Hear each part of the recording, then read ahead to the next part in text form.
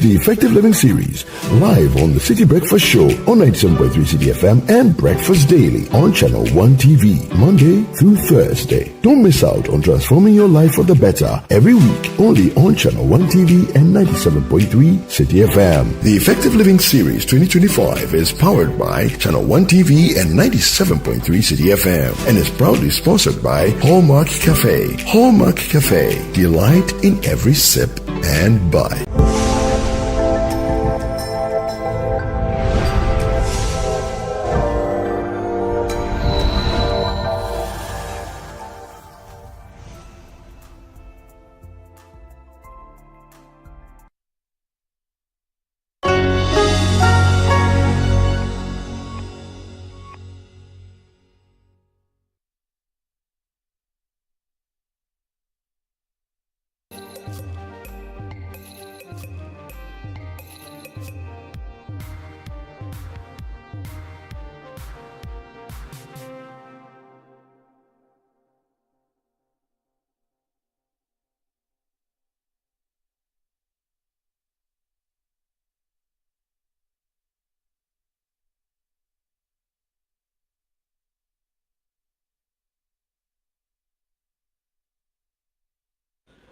Hello, good morning. Welcome to The Big Issue. The Big Issue is live on 97.3 City FM.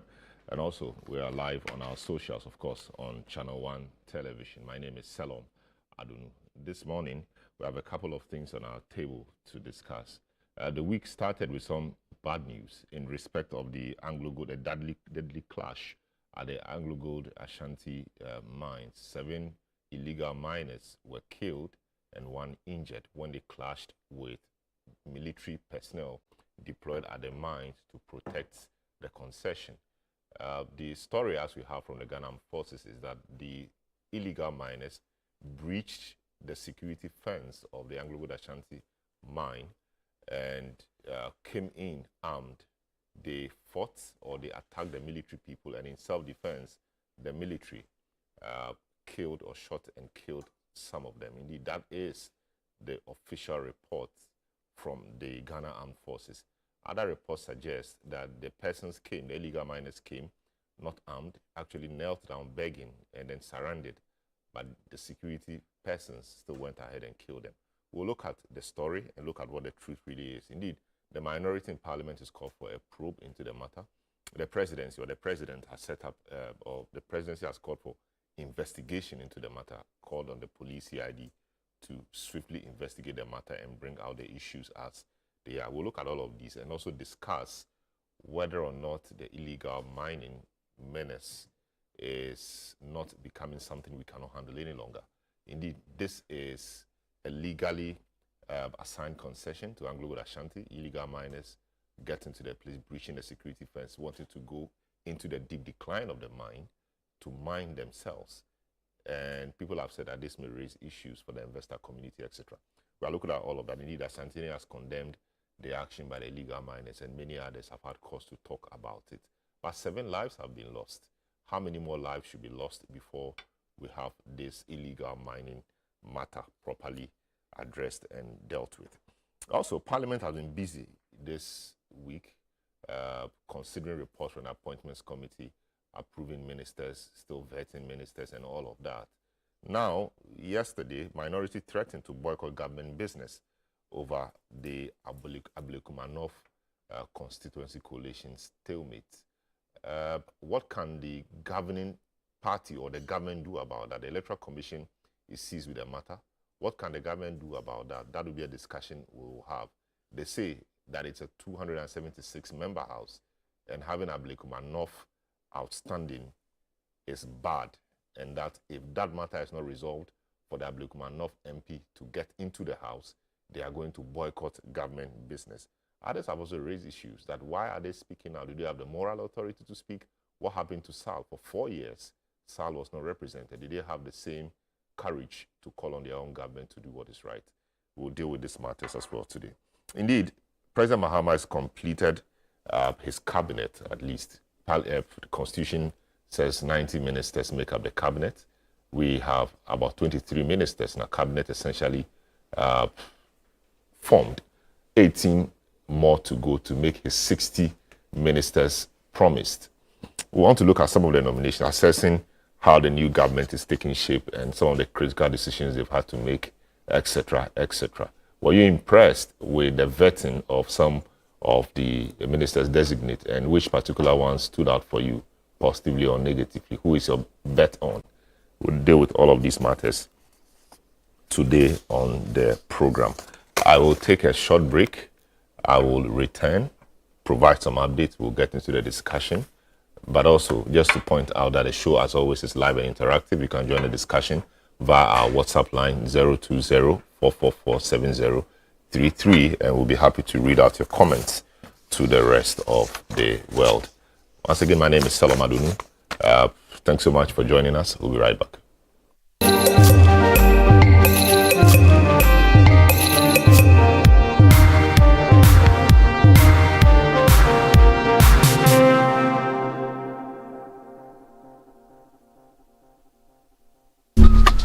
Life is a celebration of moments, big and small. The sun is scorching, I'm feeling the heat. With Piva Drink, every moment becomes a refreshing celebration. From the beach to your home, in every corner of your world, Piva Drink adds a burst of refreshment. Give me Piva cocktail and tangerine.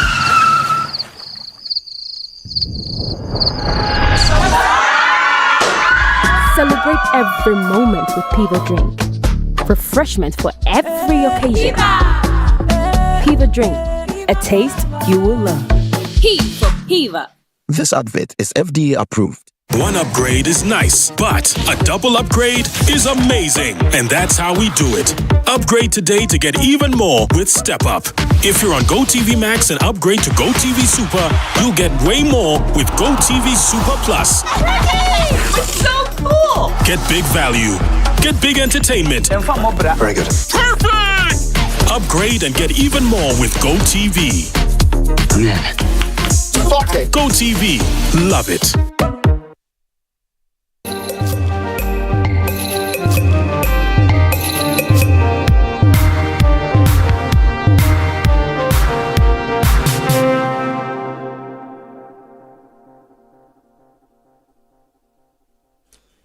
You're welcome back. This is a big issue on 97.3 City FM. Three key issues we are looking at this morning. The first one has to do with the deadly AngloGold Ashanti mine clashes that led to the loss of some 7 people and seriously injuring 1 person. The question is, how did we get here? A concession for AngloGold Ashanti breached by illegal miners. They engaged the military in a shootout. The military in self-defense shoots and kills about 7 of them. That is the story. Others say that they went there for what I don't know, but clearly to mine, while the place was not assigned to you. That was an AngloGold Ashanti concession. Said they did not go there with weapons. The military just started shooting at them and killing them. That is the story from them as well. The Ashanti has said, has condemned the action, of the illegal miners who invaded the AngloGold Ashanti concession and all of that. The president has asked for an immediate investigation into the matter. The minority in parliament is calling for a probe into the matter. They are saying that the event would dampen investor confidence and all of that. We will discuss this in the face of the renewed concerns around illegal mining. That matter hasn't gone away at all. And if anything at all, it appears to be getting emboldened with this AngloGold Ashanti matter. We'll deal with it. Also, there was some fallout in Parliament yesterday, minority threatening to boycott government business if the Abuma North Constituency coalition is not concluded. As you may know, about 7 attempts have been made to conclude the coalition for that particular constituency from the 2024 elections. They are still unable to do so. Anytime they convene to do the coalition, it's disrupted by tax. And they are not able to complete. The last time they went, it was at the Electoral Commission. The tax came, destroyed louver blades, etc. They had to call off the process. It's about the 7th time. The minority in parliament is saying that if the government doesn't ensure that this is done, they will boycott government business. That's a bold claim to make, given that government could carry on business with its numbers. But if what happened in Parliament yesterday was anything to go by, then it means that government will have to listen to the minority. Yesterday, the governing side failed to marshal its numbers to do business, even though they have an overwhelming majority. What we heard was that about 18 of the MPs from the Volta region were with the president in the Volta region. A few other persons or ministers who were from Parliament were engaged in other things, etc. And so that left the majority side short of the numbers they will independently need to carry on business. And so they needed the help of the minority. Minority says, if you don't fix Abuma North coalition, we won't do business with you. They managed to resolve that matter somewhat, but that is the matter the minority has raised. We'll look at that as well. President Mahama completes substantial ministerial nominations, and we want to assess how the new government is taking shape. Cabinet essentially has been formed. We've seen the vetting, we've seen the processes. Which minister designate impressed you and who did not? And which ministry do you think will have the most issues? All of these we are looking at on the big issue this morning. Your comments are welcome via WhatsApp line 020-444-7033 or 0549-986-996. Let me provide you some updates. Now, scores of miners reportedly died with others injured following a violent confrontation between local miners and military personnel assigned to provide security for AngloGold Obuasi gold mine. The exact cause of the altercation remains unclear, but preliminary reports suggest that miners had invaded one of the company's mine shafts, demanding access to a concession for their operations. During the confrontation, gunshots were reportedly fired, leading to fatalities and injuries. Channel 1 News' Ashanti regional correspondent, Bright Yeboah, reports.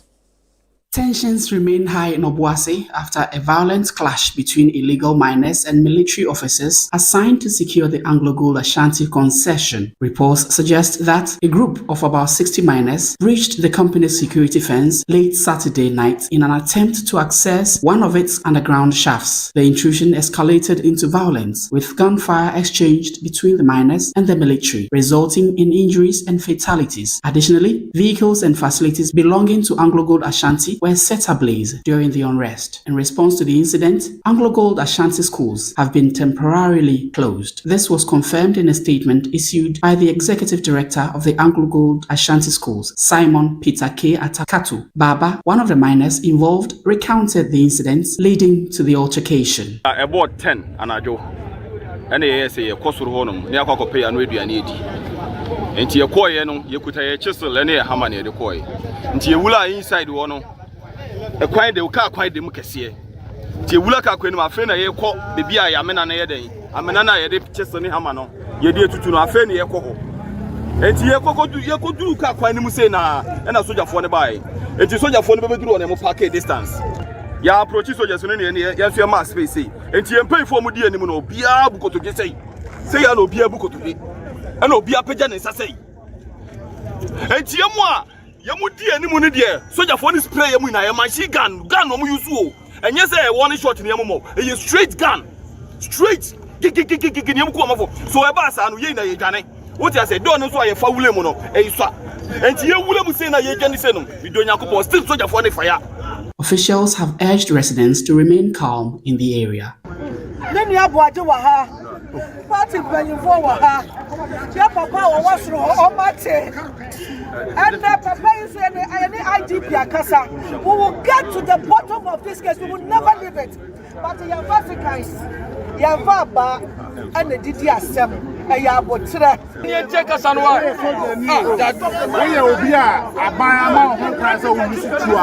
see what is happening? Anytime I'll bet to you, your best set up committee. I'm one better reason to rise out to you. So, I to try and your name be a SC and son of what to you. The Kobasa want to know a brass handsome no Maya. It means I dream bitters. I and you can be punished for it. And no one is above the law. In a statement, the Ghana Armed Forces explained that the miners had intruded on the Côte d'Or ramp of AngloGold concession, aiming to access the mine's deep decline. The military, deployed under the Operation Halt 2, attempted to stop the group but came under fire. The statement further clarified that one soldier sustained injuries during the confrontation but has since been treated. 6 pump-action BB cartridges and other weapons were retrieved from the scene. All right, so you saw that report from Obuasi, from our correspondent, right, Yeboah. Now, this morning, to help us do the discussion, is the Honorable Charles Adonoo Bawadua, who is Member of Parliament for Bongo on the ticket of the NDC. We'll have John Darko, Honorable Member of Parliament for Swami on the MPP ticket, Franklin Kujo, President, Imani Africa, and Dr. Emmanuel Akwete, Executive Director of IDEG. Indeed, we'll have Ishmael Norman, who is a security analyst, joining the discussion as well. Gentlemen, welcome to the program. Yes, Honorable Charles Bawa, welcome to the show. First time here as Member of Parliament. Congrats on winning the seat, and how is it feeling in Parliament? Well, thank you so much, and then let me say good morning to you and the viewers and listeners as well.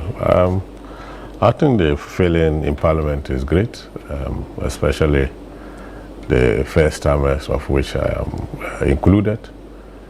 We have just finished our orientation and training. I think that the way is now open for us to work our way through to, as it were, be effective in the House and contribute to the business of the House. So we are in high spirit. Of course, we are learning new things and having a first-hand feel of some of the things we used to watch on television as to the activities in Parliament. So we're okay. It's fine. I see. And the House has a lot of first-timers. Of course, you've not been in the House before, but people have said that the sheer numbers of first-timers dilutes the House, at least for this first few months. Do you agree? Well, I think that there's a lot of learning to be done. It will depend also on how we, the first timers, take our job as parliamentarians seriously. I must say also that you still have a lot of experienced hands in the House, and we are learning very fast under them. I believe that the work of Parliament will not be adversely affected by the fact that new faces have entered the House. I see. Now let's get into it. I mean, over the weekend, the deadly clashes occurred in Obuasi between the illegal miners and military deployed to protect the AngloGold Ashanti gold mines at Obuasi. This was quite audacious on the part of the illegal miners, going into the AngloGold Ashanti concession when even there were military people there to, as it were, fight and want to mine there. Of course, we have two versions of the event, the military telling us one thing, and as you just saw in that report, the illegal miners also on the other side. But what really are your thoughts around these deadly clashes?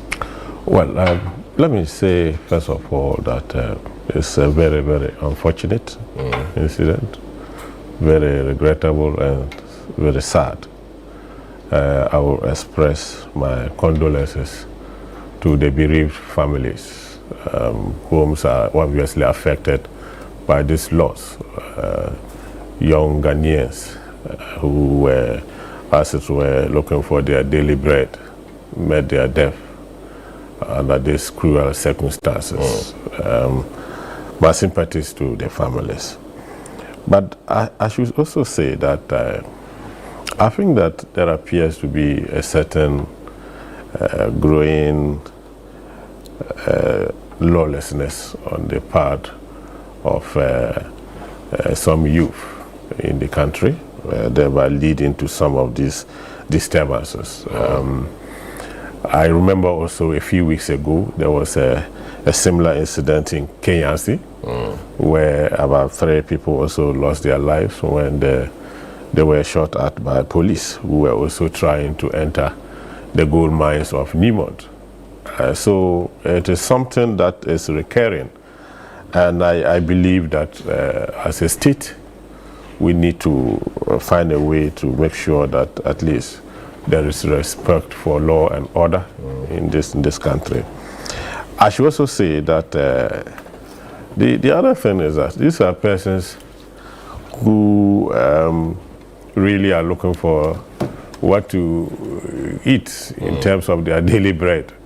So it's also largely as a result of the poverty and, of course, the unemployment that we have in this country is so high that whatever people can do to, as it were, earn a living, they will not be afraid to do it, and that is why they will dare face the military or the police in the case of Galamsey. And I think that if we as a state are able to improve upon youth employment and as well do some little more education, provide the jobs that we need, we will as it were avoid some of these instances that we are facing. I also want to add that we should always try to take politics out of these things. This is something that has to do with the security of the state. And if we add politics to them, we end up not getting to the bottom of the matter. I must say also that the high-handedness on the part of our security services also need to be looked at. What has happened to rubber bullets? What has happened to tear gas? Those are some of the ammunition that you use to quell a crowd or as it were stop some of these things. But when you go in with live bullets, and as you heard a young man on TV explain that they were using machine guns, you cannot use machine guns as if you were at war with the youth. And so I am in agreement that the matter ought to be investigated. I think that the police were a better place to do this investigation, to go to the bottom of this matter, to find whoever is culpable, whoever was responsible for this, whoever was negligent, whoever failed to do his or her work, so that the person is brought to book. So these are my initial comments on this subject. So John Darko is here, Honourable Member of Parliament for Suame in the Ashanti region on the ticket of the MPP. But let me speak to Ishmael Norman, who is a security analyst, on his thoughts on this. Hello, good morning, sir. Welcome to the big issue. Such an important and sad event that occurred over the weekend. From the security point of view, what's your general impression of what happened? Thank you. I believe that any time anyone touches you have justified. Sorry, your line is not. You're not very audible. If you could speak up a bit, we'd be grateful, sir. I am saying that any time another person and another person, you have just invited a person to shut down for a time.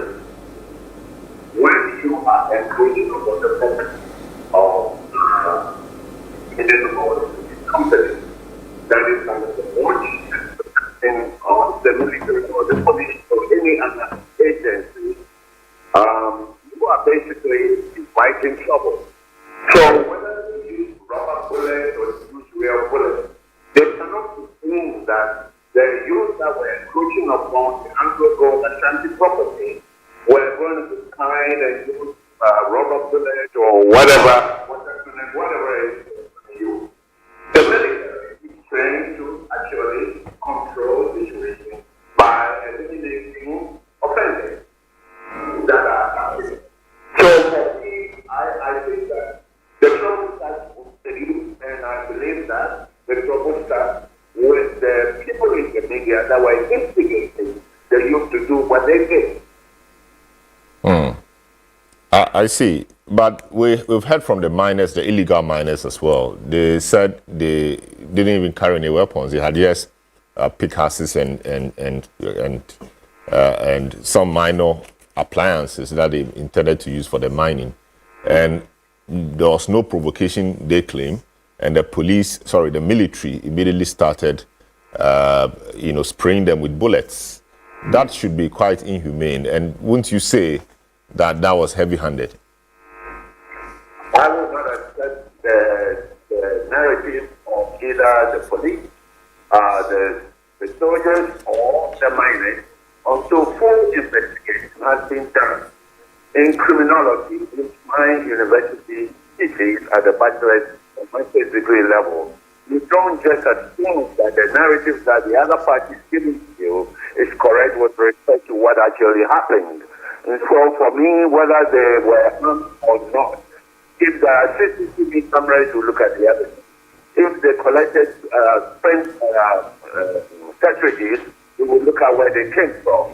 Because we know the kind of cartridges the military uses, the kind of weapons they use, we know the kind of weapons civilians use, and so we'll be able to do the analysis, the forensic analysis.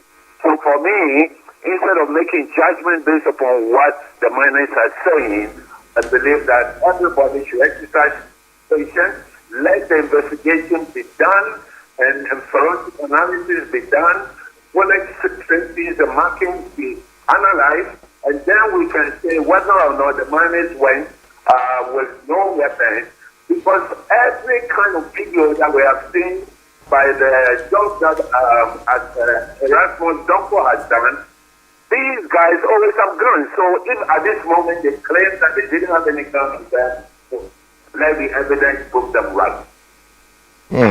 Doc, really, what's the standard procedure?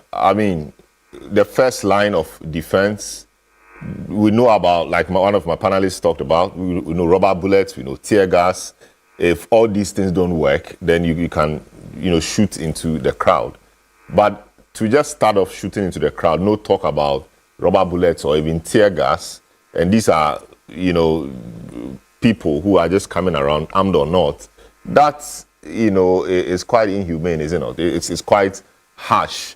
7 lives gunned down just like that.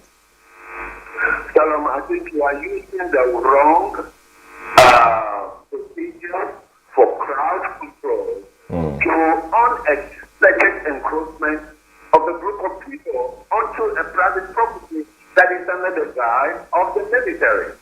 This was not crowd control, this was not public demonstration. This is military details based upon intelligence to protect the property.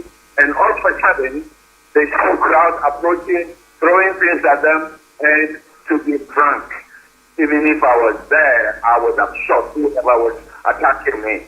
I think we should put ourselves in the shoes of the soldiers. They have a right to self-defense. They have a right to stand their ground. They have a right to kill anybody that's trying to kill them. And for me, having been a soldier before, if I was there, that's exactly what I would have done. Why do you encroach upon somebody's private property in a mob? Why? Is that yours? Wow. So, given that this has happened, and similar incidents are also happening across the country, what should be the approach, between large-scale mining companies and community people engaged in what we call illegal mining? This will not be the end. How should we approach it so that we don't have these things recurring again? The youth of Ghana have become a bit weaponized. And because of social media, they can easily get together in large numbers. I believe that they should begin to respect the autonomy of individuals, of companies, and everybody, including themselves. If I have a right to own a property and you encroach upon it, then you are allowing me to stand my ground. And so for me, in terms of commercial property, if you continue to do that like they did at AngloGold, it will destroy the investment drive of this country, and no foreigner will like to come and invest in this country. The youth need to control themselves. That the power to encroach upon somebody's property must be either ordered by a competent court with the right jurisdiction, but not everybody. You cannot just do that. They cannot take the law into their own hands just because they think they are weaponized. whoever is doing the weaponization of the youth of Ghana must stop. Because if you don't stop and you encroach upon another mining concession, the same reaction must be given us. I see. The president has ordered the company, AngloGold Ashanti, to take care of the medical bills of those injured and also facilitate the burial ceremonies for the departed. Is that in the right direction, given that the people rather attacked the mine and what happened happened? Are they those to bear this obligation? Is that the right thing to do? Is that the right call to make on the company who are in Ghana doing their legitimate business? The order by the president falls under the doctrine of appeasement. In a situation like that, he's trying to show humanitarian consideration that the soldiers were not there to kill anyone. They were protecting the property. It is unfortunate that the youth rushed onto the property. So they were defending the property of Ashanti Gold, AngloGold Ashanti. For that reason, the death is out of result of collateral damage in protecting the property. And so it would be nice, a good humanitarian effort for AngloGold Ashanti to please pay for the barrier of the youth and also the people that have been injured, because it will show that the intention was not to kill anyone, but to protect the property. I believe that the president should be applauded for very quickly, unlike what we have known in the past, very quickly giving his opinion as to how they should handle the dead and the injured. And I believe that the investigation that he has ordered will resolve any misunderstanding and conspiracy theories that are going around about this small incident, so that we can all prepare for future events. But the youth must control themselves. They don't have all the power. Everybody in this country has power to defend himself or herself. And therefore, when next time they are trying to encroach upon private property, they should know that the owners of those properties will not just sit idle for you to walk in. If you intimidate them, they will intimidate you back. I see. So the mine is in a community, and there are community members as well. Going forward, how should the mine coexist with the community members, or vice versa? How do we ensure that there is quite some cordial, coexistence between the two, so that the two, or they do not see themselves as enemies in the community? How would we go about that? What should the community members do? What should the company do? And what should government or community leaders do? AngloGold Ashanti has been one of the best, has followed one of the best practices when it comes to a corporate responsibility. AngloGold Ashanti supports a lot of activities in Obuasi and thereabouts, and also in Ghana, one of the biggest revenue generating centers in Ghana in terms of taxation. I believe that AngloGold Ashanti is doing everything any company responsible in a community can do. Until this event happened, the community didn't have any problem with AngloGold Ashanti. So I believe that the community elders should also try and engage the youth and tell them the importance of AngloGold Ashanti. And AngloGold Ashanti will continue to protect its property irrespective of its good intentions to help the community in corporate responsibility to the community. So for me, the two items are quite separate, because when you look at the historical performance in the community of AngloGold Ashanti, they have been exemplary. I see. Thanks so much for that. Just on a general note, I mean, I note that in recent times, the youth of Ghana appear to, I don't know whether to say, becoming intolerant. We've seen some amount of post-election violence. where youth or young people who are dissatisfied with a certain outcome will take the law into their own hands, burn property belonging to a party or the state, and all of that. We've seen recently youth who are unhappy with appointments made that some people they support have been sidelined or have not been given positions, take the law into their own hands, go and burn tires, burn party offices, destroy things, etc. What is happening to the Ghanaian youth? Are we losing it? Is the Ghanaian youth becoming more violent? What's the problem? The Ghanaian youth are not becoming violent. If you put yourself in a position of the youth, you will understand that they're better. The adults of this country have been totally irresponsible for a very long time in providing no jobs for the youth, putting their girlfriends and family members and tribes and relations in positions of opportunity and ignoring the majority of the youth. If I'm from a poor home, I have gone to university, I have no job, I have tried to get a job, I can't get it, but another person behind me, a junior, finishes a job because he related to somebody called Dr. Shaw has gotten a good job. Do you think I'm going to sit idle? Ghana belongs to all of us. The blame, the weaponization of the youth is actually the etiology of it comes from the irresponsible behavior of the adults of this country right from maybe the past 15 years. It has been horrible. When we have a graduate unemployment association, when we have so many people unemployed, when we have adults driving big vehicles all over the place, members of parliament buying big properties and big cars all over the place, and the youth see it, and you think they're going to sit idle because you think you own Ghana.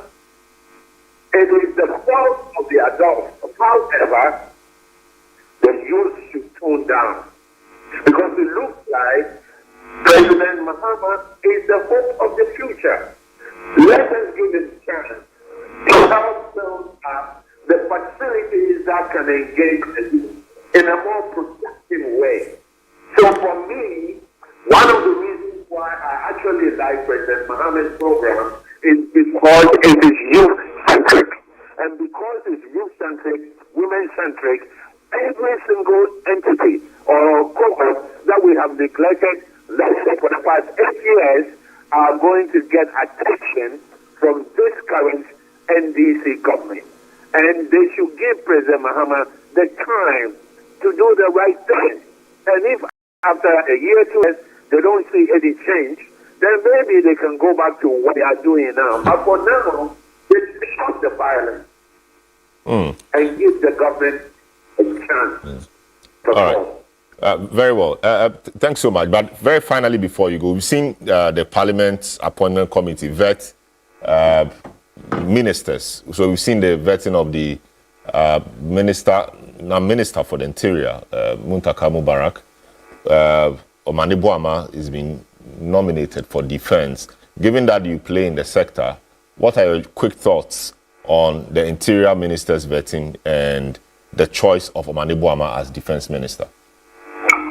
When it comes to Honorable Muntaka, I have had opportunity personally to work with him when we're passing the Public Health Act of 2012, Act 851. I was one of the key aspects of that act. And I had opportunity to work with him on 4 different occasions. Not just one day or 1 hour, but quite a number of days. He is a very efficient-minded person. He's very, very fair. So I believe that he's a good fit. He's an experienced politician. He knows the troubles of this country. I expect him to perform at a very high level of excellence. When it comes to the job of Mane Boama, he's a medic. And when you give anyone to a medical doctor to do, they approach it scientifically, sociologically, psychologically, and so on and so forth. And I believe that the defense ministry is going to see tremendous change. And the best thing the 2 of them want to achieve is to make defense meritocratic agency and to make interior human meritocracy as the basis of recruitment, promotion, and job retention. If they can achieve these two and move away from identity politics during Akufo-Addo's government, we will see complete change. Even the youth will stop their violent behavior.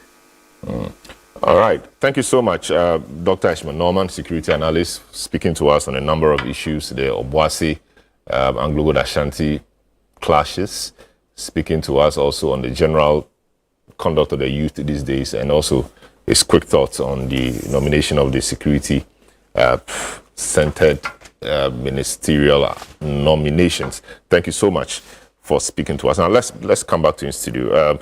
Honorable Jodako, welcome again. Congrats for winning that seat. And of course, once the primaries was done, we knew that you were in Parliament because it's a safe seat. But our congrats. It's just an interesting one, and filling the huge shoes of the Honorable Chairman Sabonsu. Thank you very much. So congrats. Yes. How's Parliament been for you so far? I mean, you started quite on a feisty note. Well, I mean, it's been okay. You know, the business of a parliamentarian is to represent your people, one, and to hold the executive accountable.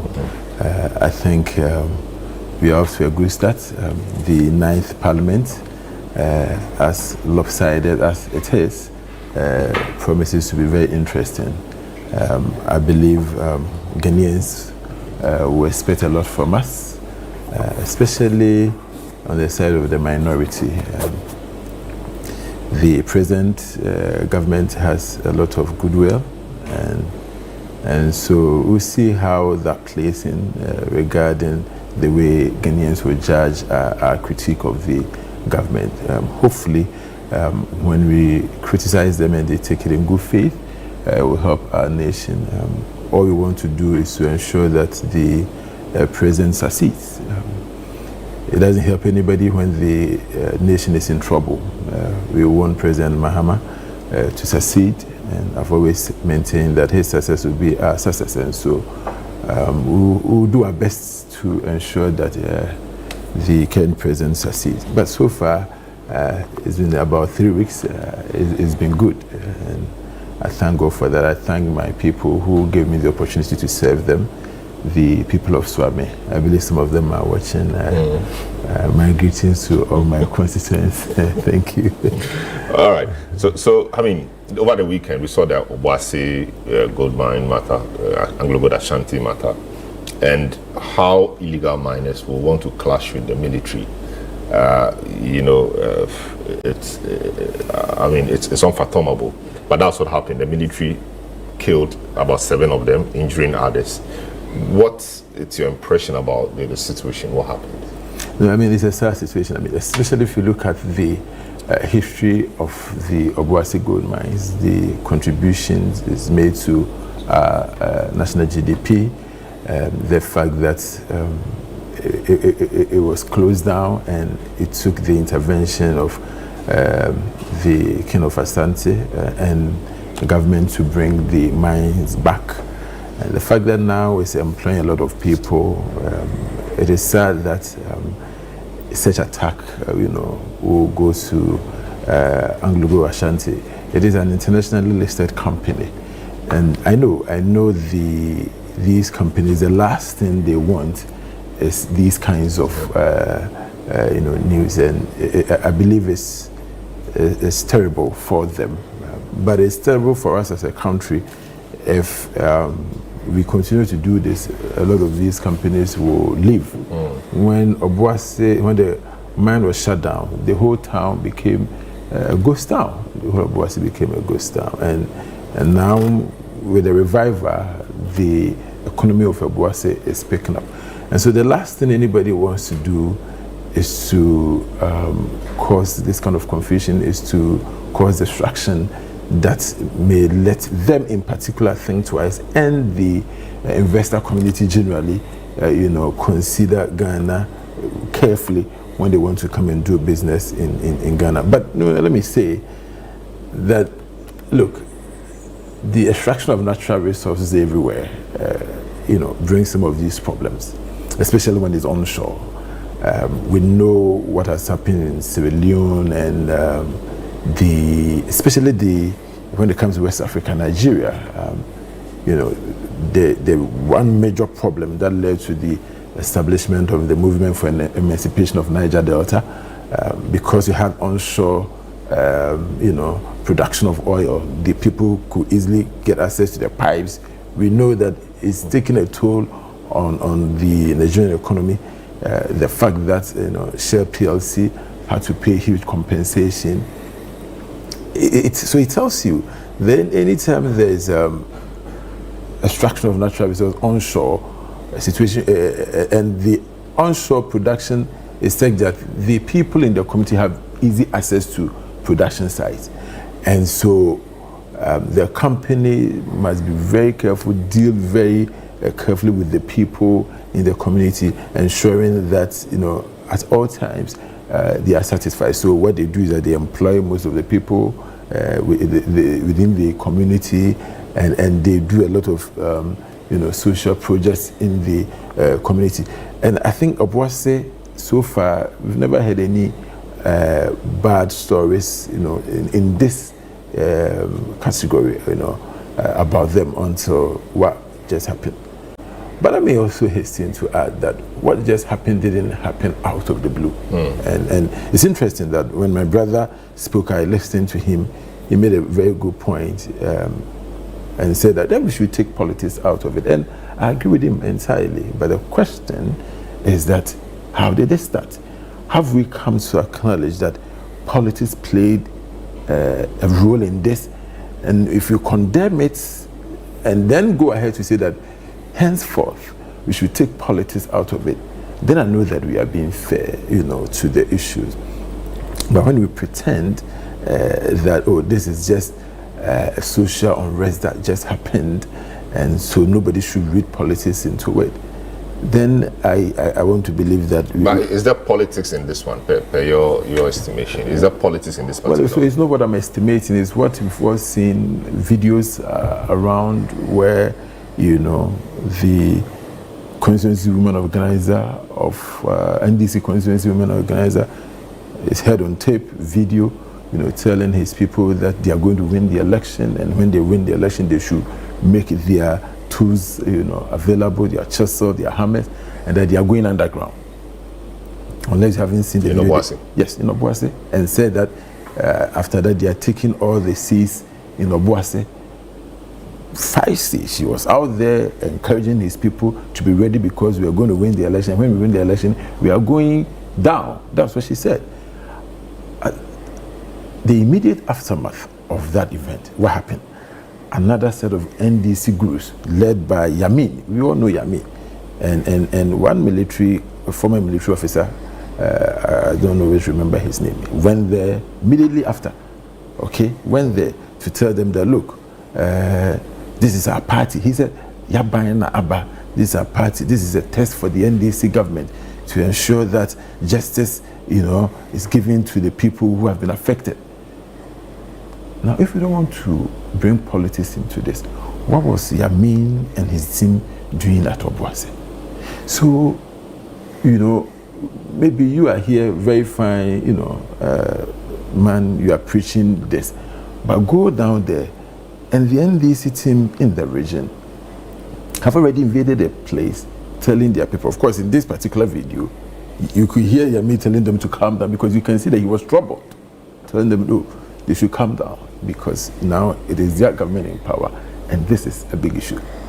And so, my brother, sometimes we try to bury our heads in the sand. I'm seeking to establish a connection between all these acts you've talked about and this particular one. Okay. This is not just illegal mining, going to a place to mine. This is breaching the security fence of a legal concession, a concession. Yes. So you see, when you see in Obuasi, when somebody says we are going under, we are going down, okay, we all know it's the Obuasi mines they are talking about.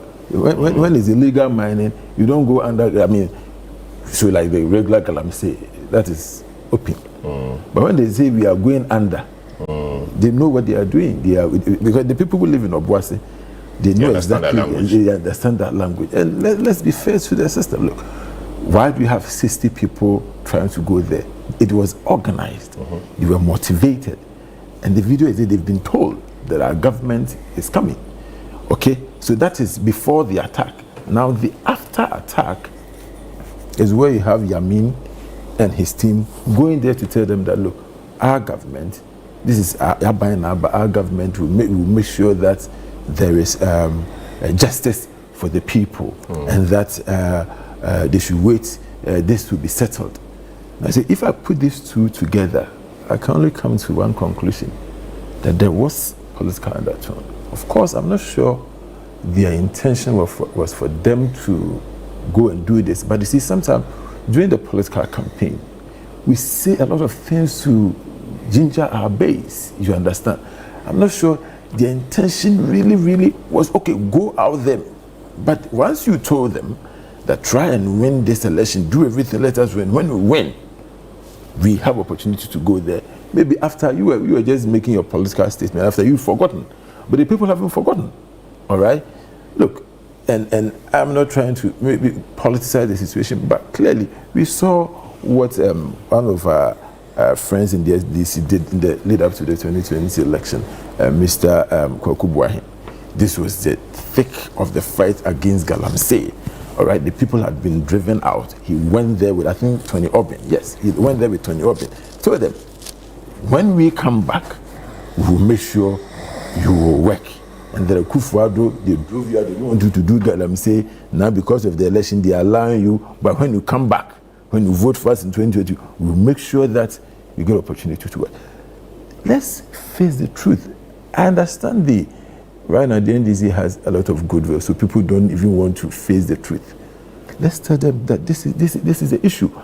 Own it. Acknowledge that, look, your people made mistakes. And maybe you can tell them that, well, this was probably political talk. You didn't really mean it for them to go and attack the mine. I'm not sure they would tell them, go and attack Obuasi Goldface. But they were trying to encourage them, get them to work to bring their party to power. The party comes to power. The people, they won't forget. And that is where, for me, I have a problem. It is a very sad situation. You don't wish anybody dead, and I hope that the family will be comforted. For the minority in Parliament, So I'll get to the minority. Yes. Franklin Kujo, President of Imani Africa, is joining us. Franklin, welcome. Good morning. Welcome to the program. I know you watched the events of last weekend with some difficulty. What does this mean for the investor community? I mean, local people of course, and like John Darko says, anytime it comes to the extraction of minerals and resources, you see some of these things happening. We've seen these in many areas, even in South Africa. We've seen this in Sierra Leone and in Nigeria, Niger Delta. We've seen this. Are we getting there, or this is just a pocket of it? Not so much meaning, not to be read into it. How should the investor community position itself vis-a-vis some of these actions from the community members, community where the business or the company or the mine is situated? Well, good morning to your good self and my good friend in the studio. Good morning, everyone. I think it is a flagrant disrespect, if I like, for the rule of law. What I see happening, not just this raid on the mine, but essentially this acts of hooliganism and vandalism that we experienced immediately after the NDC had won power. And I think these are vestiges of our not so good aspects of our political, if you like, democratic transitions, where people take over toilets. People used to take over toilets and urinals and all of that. Now it's moved into basically harassing people out of their residences. And now we are seeing that people have taken the law into their own hands and are invading other people's property. Well, the fact of the matter really is that these are acts of hooliganism and vandalism and must be condemned as such. They fly in the face of exactly what you just asked. How do you compare? How do you marry these with the call by the president and even the finance minister not long ago? I think he posted on his Twitter handle, X handle, that the Ghana is open for business. We've gone through a lot of challenges economically, and these acts do not bode well indeed for the investor community. Of course, we can say that It's probably one. It's just an incident, but the moment these incidents are allowed to fester, and others take a lesson from it, then they'll start doing all kinds of all acts that definitely do not bode well for the economy of the country. So I can understand that we may be blowing it up too much, but I think it is important that the police and the security services get at it, because if they don't, then these acts embolden others to also do the same. I mean, there have been various acts of vandalism across the country, and I think that the police should be on the lookout. And I think the president has already called for the police and the security services to be on the lookout. So I understand, and indeed, it would definitely affect investor community when it comes to mines, because I'm sure other mining companies will be wondering, would there be a raid on our property? Because for crying out loud, whatever happened there was dastardly. It is unfortunate people died, but you see, if you go and raid someone's property, they have every right to defend themselves. Essentially, that's what happened. If you stretch it, it also means that if you raid people's livelihoods in terms of poverty, then they would also find ways and means of raiding whatever environmental resources there are. But under no circumstances should these persons have gone to the length they went by attacking the property of the gold company. And I think those conversations ought to be had, community conversations, how to companies relate to their communities. I'm sure Goldfields is a big organization. They've been having all these things in the past. I really don't know what led to this particular unfortunate incident, except for what I've heard, that certain political elements have urged their people to go out there and fight. But that was irresponsible, and every political actor who's involved in this, any media actor who's involved in this, must be called and made to answer questions. We cannot just have needless loss of lives. I think it's just disrespectful to the people and disrespectful to the people who own this property. So yes, we may say that it doesn't bode well for the investor community, but essentially, look, gold itself has assumed a character that defies even common sense, as you speak. But you see, gold is an allure. It's an allure to people, for people to create wealth, however formal or informal. As you speak, there are some people who are studying what I call the organized crime within the gold sector, and they found out that all kinds of people are involved in the gold extraction. People from close by neighbors, country neighbors, as well as people from within, who are employing every rule in the book and outside the book to make sure that they get to the allure. And I think this must be properly regulated and must be done well. But you see, if you have a state that obviously is engaged in even gold laundering itself, by laundering gold and making sure that they take all this money and not account properly, then sometimes you'll be excused to allow some of these acts by these youth that are hungry to pass by. But that's not the way we should organize ourselves in an organized society. I think it is wrong. And whoever instigated, whoever got involved, either posthumously or those who are alive, must be found and punished. Yeah, to Dr. Ishmael Norman, security analyst, and he condemned the event, but he blamed the older generation for causing this, in the sense that they have failed to provide jobs for the young people. That is true, but should that be enough justification for young people to be doing this? Well, exactly the point I'm making. I mean, not even the older generation, the existing generation of leaders. Not long ago, we all saw what our former president did. He was just nonchalant about the whole idea of Galamsey. He was not ready to call anybody to order, except some, very, how do I call it? Anyway, the actions he took did not even matter that much, because he was on his way out anyway. But you see, all these acts tell people that our leaders are not responsible. I mean, how do you allow these things to go on, and then somehow people said it's an opportunity to shore up the CD. Otherwise, the CD would have gone to about $25 cedis per dollar. And these are ministers who are telling me these things, right?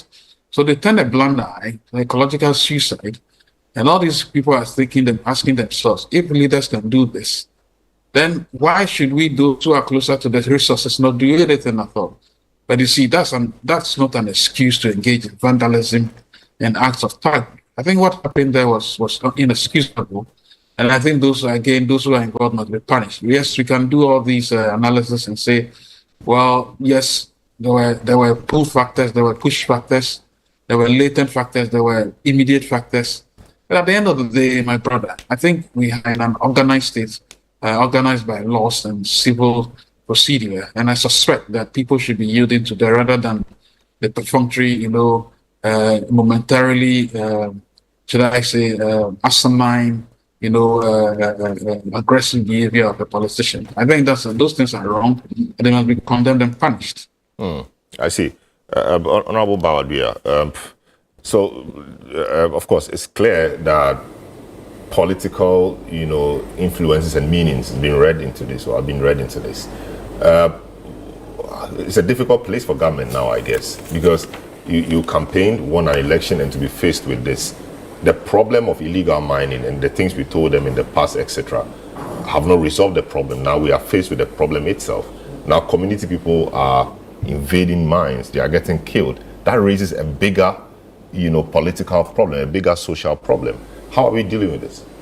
Well, thank you. I think that clearly we have a problem at hand, not just for Boise, but every nook and cranny of this country where you have deposits of gold.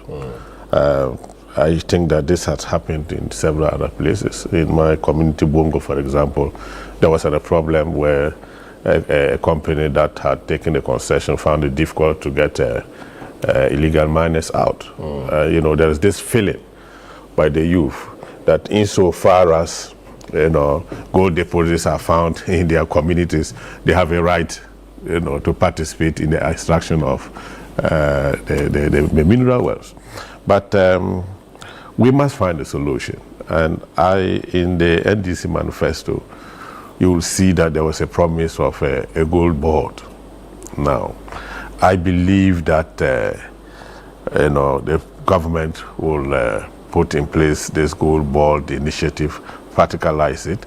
Already, a chief executive, Sami Jemfi, has been appointed to the minerals marketing company, and one of the things that he's been tasked to do is to put together the details of this loud idea, and then to see how it can work. So I think that the government is serious about finding a solution. The gold board resolve this kind of problem? Well, you see, it's all about finding a legal way of the youth doing mining. And the Gold Board initiative is supposed to train the youth and then legalize the processes for doing Galamsey, as it were. And then when that is done, we should not have the situation where everybody gets up and whenever he finds the deposits of gold, you start taking. There will be processes and procedures for doing small-scale mining. And when that is done, I think that this situation that we face out of Boise should reduce. Like we have said, politicizing it will be a bit difficult to handle because anything that you put politics in it, it becomes NDC, MPP, and you never really get to deal with the situation as a national issue. I read the statement, that the MPP issued, and if you look at the content, a lot of allegations claiming that the actions in the Boise were initiated, orchestrated, and that were organized by the NDC. Such utterances do not augur well for dealing with security issues. There is no evidence whatsoever. And this whole thing about NDC being behind it was a complete conjecture. So I think that we should look at the issue as a national problem. Let us see how together we can put up ideas to resolve the issue. Look, there is gold and Galamsey for that matter has done a lot for the youth and Ghanaians. It may be illegal, as it were. But if you go to several communities, people have financed their education through Galamsey. People have built houses through Galamsey. People have fed themselves and families through Galamsey. So there is a problem. They don't have jobs. They have nowhere to go. And they think that if they go into this activity, it will help them survive. So all we need to do is to find a way put together the necessary procedures and avenues that will allow them do this work legally without some of these criminal activities that the youth are compelled to engage in when they have no other way to turn. And so I think we are capable of doing it. I believe that the Precious Minerals Marketing Company, with its new chief executive, should bring together ideas that will practicalize this gold board idea to see how it can help resolve the matter. I see. So the president is called for a probe, and we believe the IGP and his men are on the ground doing their work. But the colleagues in the minority think that this matter should have engaged the attention of Parliament anyway, because it's a national issue. There are people there who are Ghanaians who have representatives in the House, and so this matter necessarily should engage the attention of MPs, and that it wasn't given the needed attention. And he actually said to your former leader, Atufosin, that being the first time in the box reading out the business statement, he expected that the matter of the Obuasi mine should have dominated, or should have had a mention in the statement he made. You agree, or you think it's just politics? I think that there is no doubt in anybody's mind that this is a matter of concern to all Ghanaians. It's a matter that is so serious that we need to find the bottom of the matter. How we deal with it is where the disagreement may be. I think that the key thing is we need to find out what happened. Who caused this? Could this have been prevented? Are there people who should be prosecuted? And so on. So His Excellency the President has ordered that the police investigate this. I do not think we doubt the capacity of the Ghana police to investigate matters like this. So I think the key thing is that the matter be investigated. I mean, there is no compulsion that it comes before the floor of Parliament, for any other form of investigation other than what the police should do. What is key is that what happened? Could this have been prevented? Who is behind this? And when we answer these questions, and then more especially, how do we prevent this in the future? Then we are able to, move on as a country. How the investigation should be done is a different ballgame. I see. So, Honorable Dako, I mean, at the time the Honorable Afenyomarkin, your leader, was making this comment, the president has swiftly issued a statement calling on the police and CID to move into the area to conduct an investigation. So calling for, and indeed his call was that Parliament must probe this if government fails. And I'm not sure anybody can say so far that government has failed in respect of investigating this, because the president swiftly issued a statement, called on the IGP to move there quickly and do what he's doing. So was that statement necessary at all? Was it not superfluous? Was it not, it didn't amount to anything, did it? Because what he was calling for was being done already. Well, thank you. I believe that the minority leader at the time he said that knew exactly what he was saying. Actually, we've seen a letter from the presidency saying that this should be investigated. Have you seen any committee set up? Have you seen any action from the police? We haven't seen anything. But the police could, of course, the people admitted that the IGP has called them, blah, blah, blah. And the IGP needs not set up a committee. Maybe the president should if he deems it fit. But the IGP and his people will investigate. It's not every situation. But you see, that's the point. The police forming committees. Yeah, we believe that if they want to do it and do it well, they should let us know what they are doing. I mean, at the time the leader made that point, we had just seen a letter saying that it should be investigated. Nothing had happened.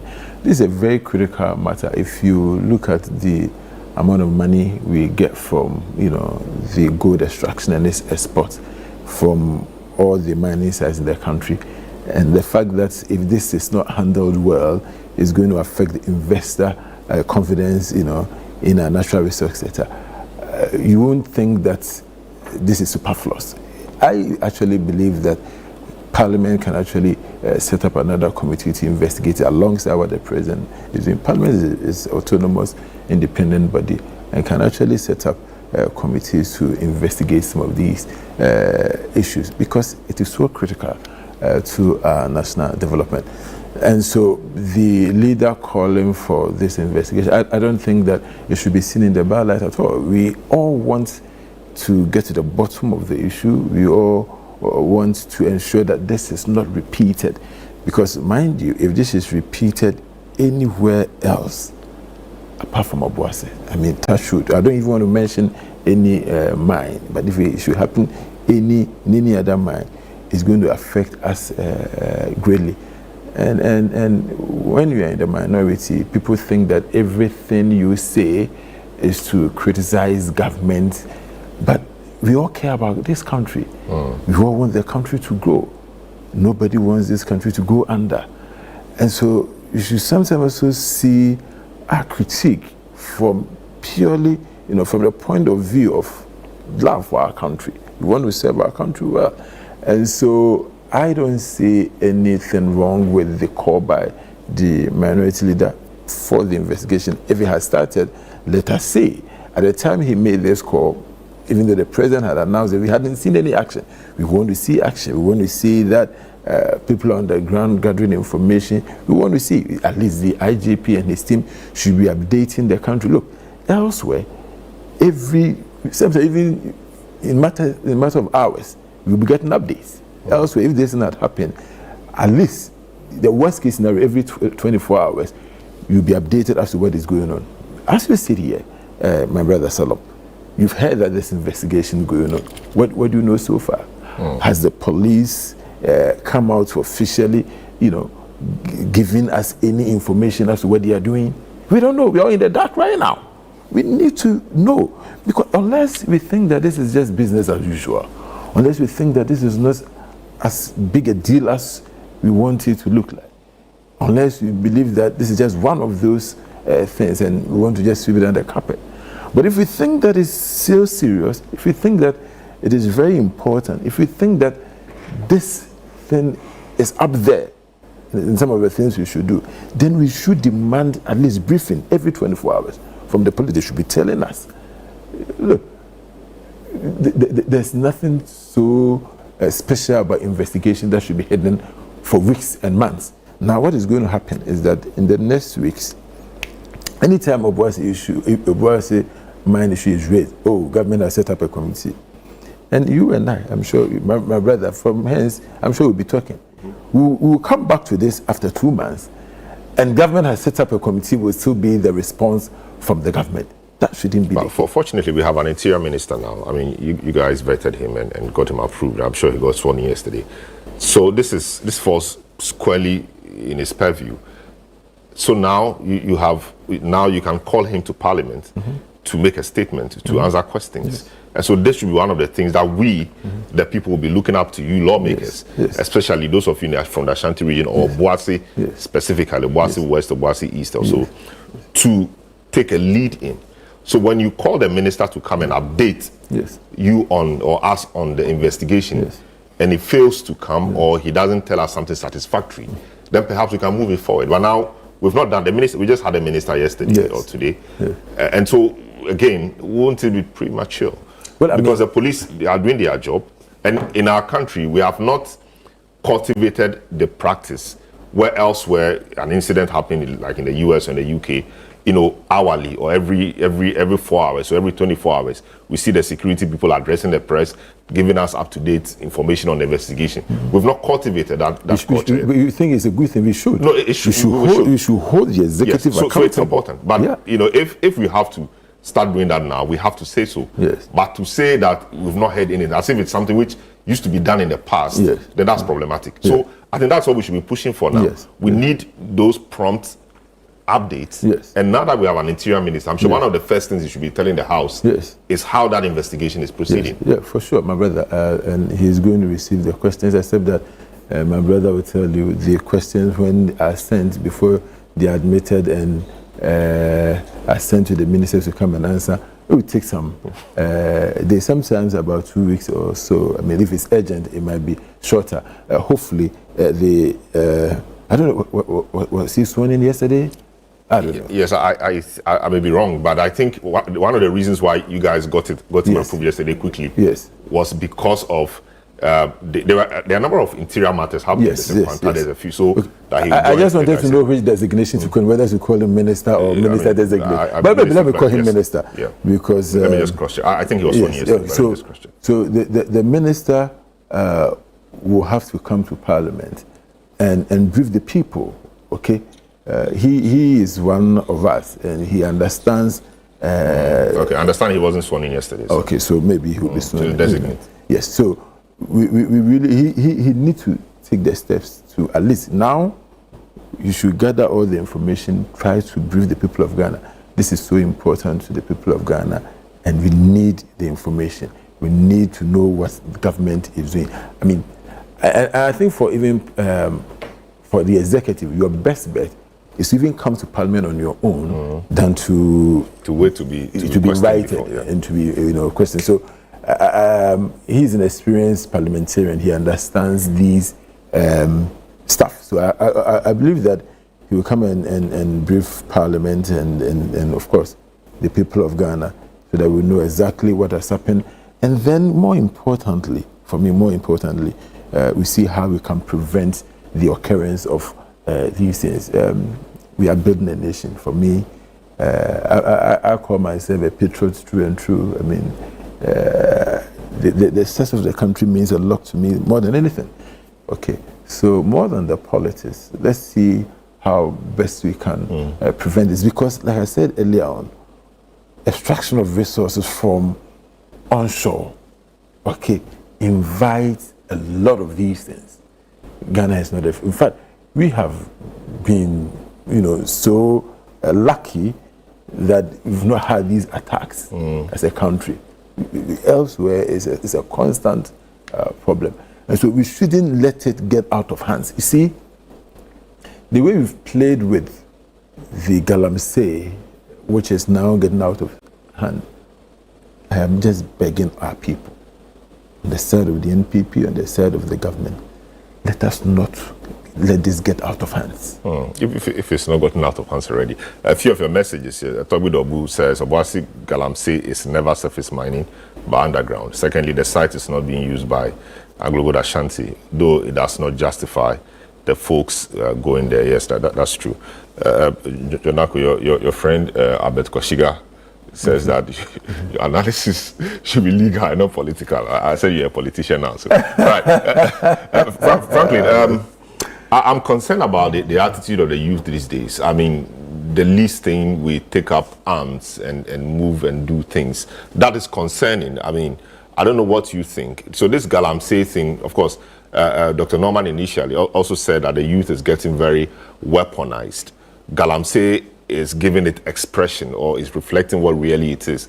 You're trying to take their livelihoods away from them, etc. And in the past, we have waged, intense campaign on stopping Galamsey, etc. But it does appear that that fight hasn't been won really. What can we be doing now that we've seen weaponization? It's always there, but now that they have the boldness to confront the military and etc. What should we be doing? What should the new government be doing? Well, I understand that clearly the challenges we are facing are mostly related to the economy, or they are economic in nature. But again, we should clearly draw a line that, look, acts of thuggery and vandalism should not have a place in our body politic. But you see, I think the government should immediately have conversations. In fact, they should do what I call some sort of a mapping, probably a stakeholder mapping. They know how to do this. Whoever is in charge of, going to be in charge of Ministry of Lands, or probably the Interior Ministry. There's a multifaceted issue that demands a multifaceted, if you like, ministerial approach. Something we've done in the past, but this time around, I think we should have conversations with all those who are involved, what I call the value chain of legal and illegal mining, because we need to speak to both. And I think we need to understand that, look, there are no-go areas. If you want to be formalized, you need to do A, B, C, D. If you are not, then you have to find a way. You have to be thrown out of the system. One way or the other, there must be the reliability of brute force, but at the same time encouraging people to be of good behavior. And the only way you can deal with an escalating issue like this is obviously through, should I call it, what I call stakeholder conversations. You cannot just have a one approach and probably decide that, well, this is the way you're going to do it. Without this, nothing ever happens. if you study what I call the state of organized crime, I mean, we did some work with the port. You'd be amazed. The people that people that you do not even think are party to crimes of this nature are probably the West, probably funneling it and all of. You shouldn't be surprised if you find out later that there are elements within even the current government that have been funneling and fueling these acts of vandalism. Anyway, either by being expressly open about it or somehow using money and all of that. They exist in the previous administration as well. So there must be a holistic conversation about this. There must be some people who must be sleeper. There must be sleeper entities going into finding exactly what I call probably the tripartite or probably maybe look out for all the enablers of all these deals and then find a way of talking to them. It's the only way you can begin to unravel the matter. I mean, if you decide that, well, there's an aspect of the livelihood that must be supported, yes, but you must also be minded that for these guys to get out of these illegal trading, there must be giving something either commensurate to the effort they were and whatever they were receiving while they were doing illegal mining, or they must see some future of. Some future of wealth that can compensate for they not getting into the illegal business. So it's a multifaceted issue. There must be an economic approach. There must be the political and the military approach. Sorry, the security approach. But at the end of the day, until you are talking to all those identified people, this is not going to stop. It's just like terror activity, and this acts, by the way, are funneling and fueling terror activities. I'm sure those people who wielded guns and went attacking the gold mine have invested heavily in ammunition and probably artillery that I'm sure even soldiers the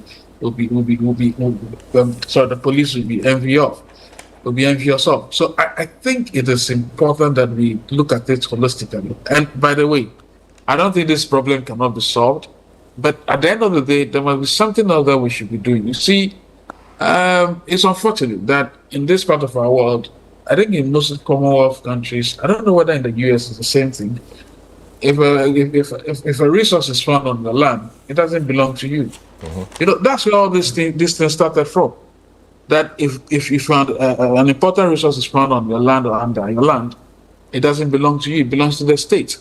You would have expected that the state would be paying fidelity and respecting and holding in trust these things on your behalf. But the state participates in the looting and the plunder, and people are happy showing off how they've become successful because they went into politics to plunder. When people see these things, they also get advice that, well, they said the thing doesn't belong to me, it belongs to the state, but this is what we are seeing. Look at the land, look at what we are doing with land. It's not just mineral resources.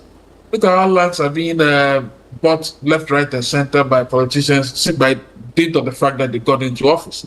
And they're even trying to legalize it by saying that they bought it legitimately. This is theft. This is plunder. This is looting. And I think when people see these things, when young people see these things, your core politics, he's driving some big cars they've not even seen before. What message are you saying? So I think we should go back to the root. I suspect the issues of property and say, look, what belongs honestly to you belongs to you, and you must get something out of it. I don't think it is fair. We've never been fair to the communities where these goals have been found, resources have been found. Not been fair to them at all. The formula we have in sharing the royalties is bogus and it's fraudulent because the state at the end of the day appropriates it and uses it for nasty stuff. I think it is important we go back to the drawing table and look at it. So if resources is found on our land, you should probably discuss it 50-50 from the start. Because it's either 50% being used to develop. Oh, Massa, because the way it's going, if you don't do this thing, at the end of the day, people will start getting agitated. I don't know, maybe Tianomo, good, Hanomo. It's your one ye good in area, Muslim, mommy 10%. Then we are happy. Then we are going around. Meanwhile, the person who has taken the 50% is fooling, running around, flying and buffing in the sky. Look, these things, we have to stop this nonsense. it goes back. We should probably have a conference and probably go back to the issue of property rights. And on this, I recommend this book by Hernando de Soto, the Peruvian economist who should have been a Nobel laureate by now. A book he wrote, The Mystery of Capital, Why Capitalism Drowns in the West and Fails Everywhere Else. If you read that book, you understand the issue, the wealth of capital, that the wealth was built on the back of property. So if somebody decides and messes up with your property legitimately acquired, in this case, where you can obviously rent, you can sell, and then you either decide to keep for the future yet unborn. Those things are the beginnings of creating wealth. Why is it that in Ashanti region, you can't just go and mess around with land there? Because in Ashanti, they respect land, the embodiment of land is not truthful. He holds it in trust for the living, the dead, and the yet unborn. So if we don't marry our culture values together with the economic values, my brother, not too happy. Look at what we're trying to do in Japan. One of the most fraudulent deals ever conceived. I'm so happy that myself and Imani and we actually defeated that enterprise. You cannot be sitting around. All you are doing is just permutation. Or if I create value here, based on the gold, don't worry, we'll get ABCD. Why? Then the people sitting there looking at the gold being shipped off, what do you expect them to do? So it's a multi-pronged approach, and maybe we should have that. I think the most important conversation we should be having about this is the natural resource sharing formula. We should go back to it, not give tokens and 5% to some chiefs who are the embodiments of these lands. It is fraudulent to see property value resources of my land and tell me that it belongs to the state. Then the state is appropriating it, using it for all kinds of the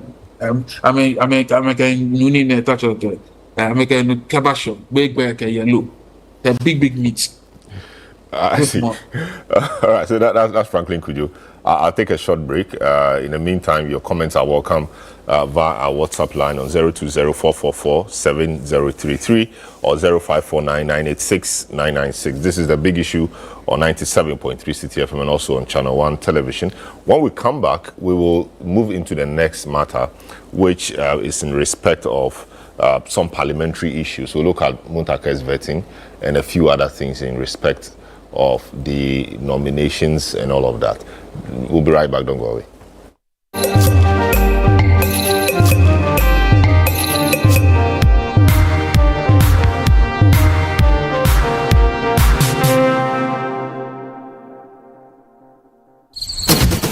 The Heritage Caravan 2025 is officially sold out.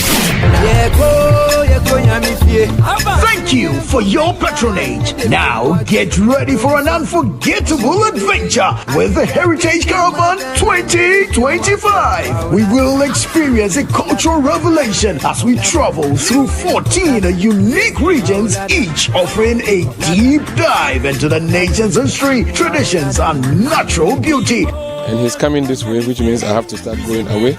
You have done half of the way. You have half more to go. How are you feeling? I'll never do this again. From Sunday the 2nd of March to Sunday the 9th of March 2025. Pack your bags and let's set off on the road trip of a lifetime with an unmatched opportunity to explore landmarks, taste authentic Ghanaian cuisine, experience the art, to network and to connect with the people who make Ghana truly special. This is more than a tour. It's a chance to experience the soul of Ghana, to witness its growth and to create lasting memories.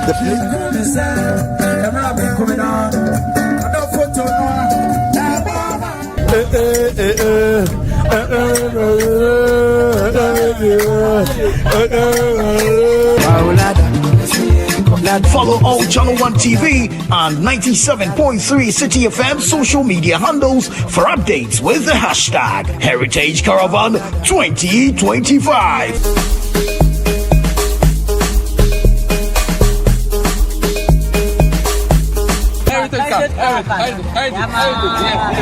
We are chilling. Please, they have brought the cake to send us into the bathroom. Yes, I like that. The Heritage Caravan 2025 is powered by Channel 1 TV in partnership with the Ghana Tourism Authority with support from 97.3 City FM and proudly sponsored by the National Lottery Authority, Holland Insurance, Omnibasic Bank and Goyle PLC. Terms and conditions apply.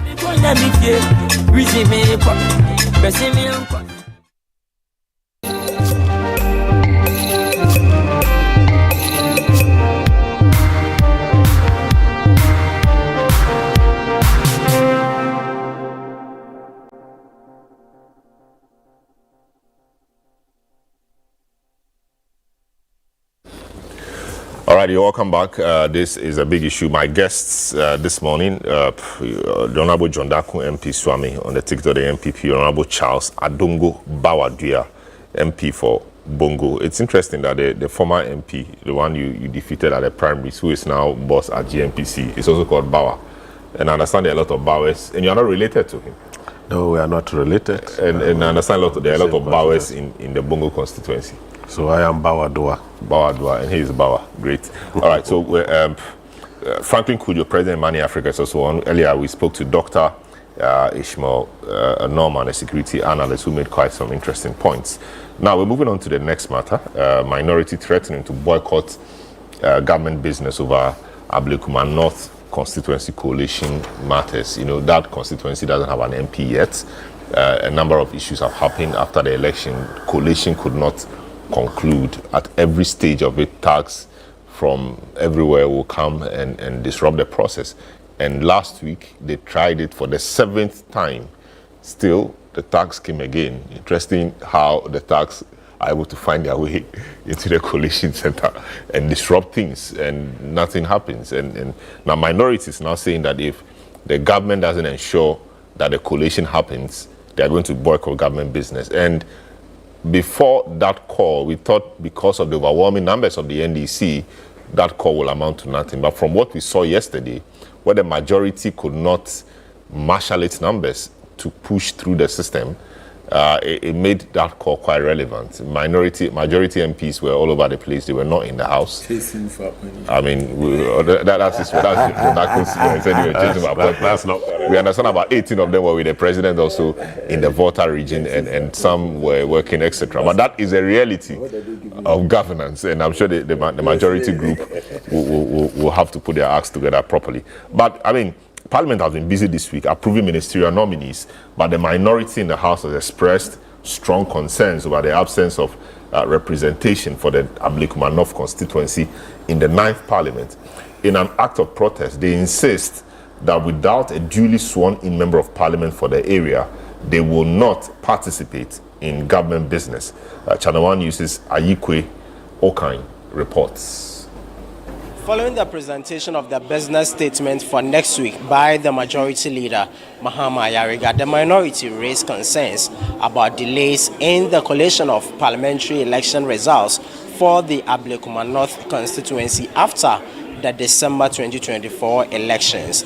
The group lifted up notices and chanted patriotic songs to register their displeasure over the delay in the collation of the Abuma North election results. This generated disorder in the House, compelling the second Deputy Speaker, Andrew Esiama Mwakon, to suspend sitting for 30 minutes. Dr. Kessie Atuforsen assured the House that he will take steps to address the matter. Mr. Speaker, as we speak, the EC has not received the necessary protection from the Elections Security Task Force to enable it conclude the collation and final declaration of Abuma North parliamentary elections. Mr. Speaker, the Electoral Commission complained of threat to the lives of its staff. The Electoral Commission complained of destruction of its properties. I would want my respected colleague who has just come to take steps in ensuring that Dr. Dampari, the IGP, who is the head of the Election Security Task Force, is able to provide sufficient security to enable the EC undertake its constitutional mandate. No government business. No Ablekuma, no government business. No Ablekuma, no government business. No Ablekuma, no business. It's the truth that will be sent from my house. Where is Ablekuma now?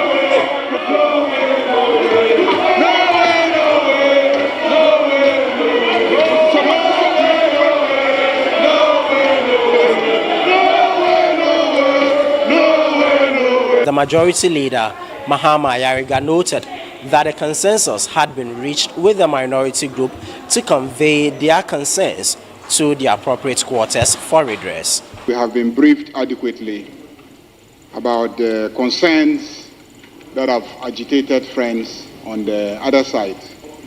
I have committed myself to following up on those issues, and I'll report back to my friend opposite in due course. The House later adopted the 5th and 6th reports of the Appointments Committee on President John Mahama's nominations, which actually had the Minister-designate for Interior, Mohamed Mubarak Muntaka, being approved by the House, as well as some regional ministers-designates. All right, so you heard Nia Ayikwe-Okan's report from Parliament. Interesting scenes and sounds there.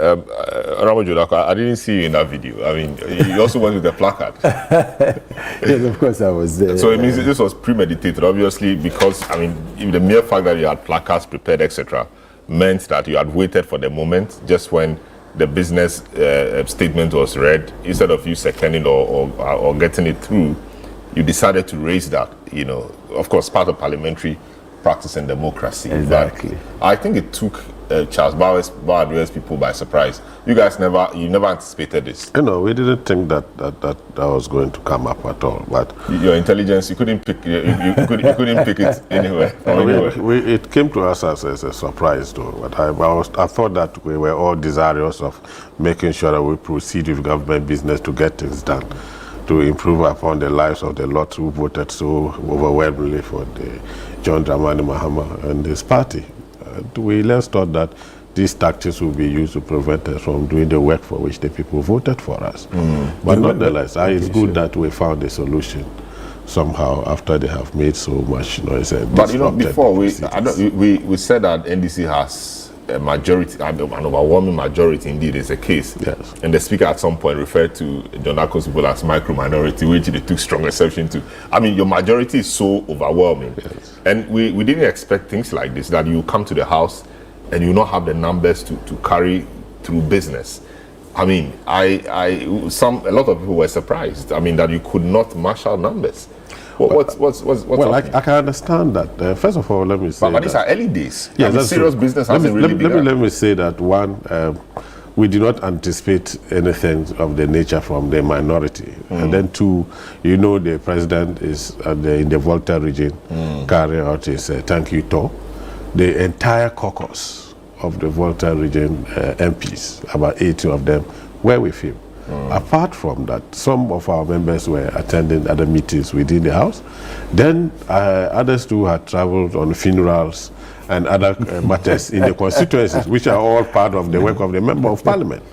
So, I mean, if we had gotten a clue or if any indication had been given that this was something that the minority were planning, well, we started together, we have worked together all this while, we thought it was going to be smooth sailing. But, and this is a lesson for us. That's the reality. That's going to be the reality of this parliament. Exactly. And even though there are not as many as you guys were in the last parliament, it does appear that, quote unquote, the annoyance is making some impact. Yeah, so it appears that they have, as a strategy, decided to make some noise in the House whenever they disagree with anything or they think that there's something that they ought to have been done which is not being done. But we have learned lessons as a majority from this, and I'm sure that moving on we will do as much as possible to ensure that the business of the House is done. It is key that is done. I see. But Honorable Jodako, I mean, I mean, just business statement. You get a business statement out of the way. Did you guys have to do this? No, okay, so I think maybe before I continue, we should understand that when it comes to our system, it is not always about your majority. It doesn't even matter if all of them were there. If you had the minority leader there to second the business statement and this comes out, it doesn't matter your number. Okay, what we did was but they were saying no government business. Yes. If they had the numbers to push things through, they could still do government business. Well, I mean, because initially there were concerns of quorum. So that is one. But if we stand there and make noise throughout, can government business go on?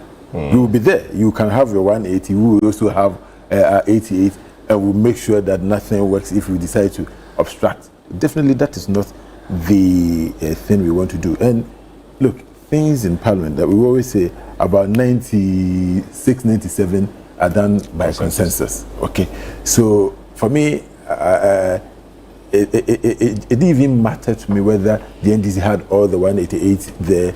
It was good that the majority leader and the minority leader went out, sat down, tried to find a way out, and come back to brief the House. That is how we should run, so that the majority will not always want to bully its way through. We will be there. We are legitimate members if we decide that, yeah, you have 108. If you want to vote and we work in such a way that you don't get the vote, what will happen? The business of government will stall. And so nobody's interested in stalling business of government. We just wanted to put our views across. Of course, our friends in the majority, they are chasing positions, and as he said, you are following the president. Some of them will be traveling, and so it is important that we work together for the interest of the country. We cannot always be seen to be fighting. There are a lot of things we agree. So far, you see, when it came to the appointment committee, we've always had consensus. We've never had to put anything to vote. That is what the government wants. They don't want a situation where every one of them will have to vote, on it. Look at what happened in the U.S. last night. And when it came to the Secretary of State, they had to take the Vice President to tie the votes at the Senate. All right. Government doesn't want all of that. Government will want smooth sailing business, and the way we do it is to build consensus. And I think that so far, I must say that the leadership, both leadership, minority and majority, maybe I should also say the majority side, they've done well by also accommodating the views of the minority. We may have fights here and there, but the majority has also been magnanimous and always listen and hear the views of the minority. I mean, at this point, we believe that what we have is to just speak. So just allow us to have our say. Eventually, you have your way. And that's why sometimes people get worried, and I'm sure maybe you will come to the vetting matter. Sure. So let me talk to Franklin quickly on these antics and all of that before we delve into the meat of the matter itself. Franklin, it does appear that even though the minority, of course they are minority, they don't have the numbers, themselves and their leader appear to be making the right noises to push the majority with all its numbers to be listening to them and to be getting some things done. So as we heard from Ayariga, he said he was committing to ensuring that a few things were done in respect of the Abuma North Constituency coalition, and that he would report back to his friend opposite. And that's what minority wants, really, to extract concessions like that from the other side. So they are doing what they have to do. Without a doubt. And again, which leads me really to the question. What was the majority side doing in the last parliament when our constituent, the South area, was basically ostracized through organized state-sponsored, what I call gerrymandering? I'm so surprised that in fact, the minority is teaching the majority how to probably undertake protests. They've been effective. A part of me feels that I should go after the minority. Why did they also keep quiet? They never raised an issue about SAL, because they were party to read, by the way. And so maybe that's not the reason why they would support the SAL elevation. But what was the majority doing in Parliament all that while? They had 126 members. I didn't see any action like this. where they would have just said, look, we are going to promote government business if you don't deal with SAL. So again, the minority is skillfully actually at this juncture they're a bit ahead in terms of parliamentary practice and if you like how to get whatever they want. They will be shouting, they will be doing whatever they do. They probably don't like it, but I think they've managed to get the majority side to somehow concede. I mean, Ablekuma people, are they better than my people in SAL? Really? Is that what we are trying to say? That the minority will say, no government business, no Ablekuma? It pierced me. When I kept hearing this, I was sitting back and asking myself, what type of state are we organized? You see exactly what I've just told you. For some parts of the country, they are non-entity. They are not human beings. So these guys who raise the placard, they just don't care. They didn't care. But now that it's happening to them, you see how they are eager, raising placards. It's hypocritical to the highest heaven. But again, I say that I won't take anything away from them because they managed to bring it back. And again, by the way, so I support the fact that Ablekuma should be their representation. That's what I'm trying to say. Whatever they did, whether they didn't support SAL or not, is an issue. But I think the fact that they have found a way of, whether it is politics and it's trying to boost their numbers, well, maybe that's the trick they want to play. But at least they've managed to put it bring it to the fore that misrepresentation or non-representation is a bad idea. The only problem I have with them is that my good friend Peño never raised any finger when he was as the majority leader to help the people of SAL. None. And that was disappointing, including all those people who raised those placards. I say shame onto them. But you see, I sit back and ask myself, those who it was benefited the most, the NDC, sat down sheepishly and did zero about it. They didn't even raise the placard. Nothing, absolutely zilch. So it's a lesson in politics. I doff my hat out to the minority. They did well by bringing the issue up. And again, I support them. Nobody should be misrepresented. Should not be represented in Parliament. That's my fundamental position. So that's what I've got to say. I see. So now let me start off with you again from here. So the Abuma North Constituency coalition, what can the governing party do? What can the government do? The EC, we say, is an independent body. The EC indeed has been trying. The court has said they should go ahead and do it. They've been trying to do it. What can the EC do? There's police protection there. Somehow the thugs get their way and the process gets stalled. So why all of that? What can the government do? What should the government do? But my brother, I think this one we really don't have to act because look, because the police are there. Yeah, but what it means is that it's not enough. Because how and who are these people going to trying to disrupt the EC from doing this work? We don't know. But maybe we can hazard a guess. All right, we don't know who are the people doing that. The government in power is responsible for security of this country. Okay, and so wherever there is a problem, we're going to hold the government accountable. It is the government that has to provide the security. Look, the Electoral Commission is an independent body, we know, but without security from the executive, it cannot do its work. That is all we're asking for, that provide the necessary security for the Electoral Commission to do its job. Why is this difficult to do? And why can't we blame the government if the government is not providing the security? Electoral Commission is independent. Electoral Commission, we are not asking the government to go and help the Electoral Commission to declare the result. What we are asking is that the government provide the necessary security. Because look, this is a 276-member house, and the people of Ablekuma the past few weeks have not had their voice heard, and that is what we are asking for. We believe that everybody needs to be represented. My friend Mr. Kujo mentioned so exactly. So if Ablekuma North people deserve having their voices heard, and it's just been 3 weeks and hell is breaking loose, SAL people for 4 years never had their voice, never had their voices. I think that is a good point. Everybody, and I agree with him that everybody deserves to be represented, and I believe that SAL had to be represented. It was a clear constitutional difficulty that we had at the time. I will not sit here to say that, well, the people of SAL did not have to be represented. Of course, they had to be represented. Thankfully, that problem has been solved.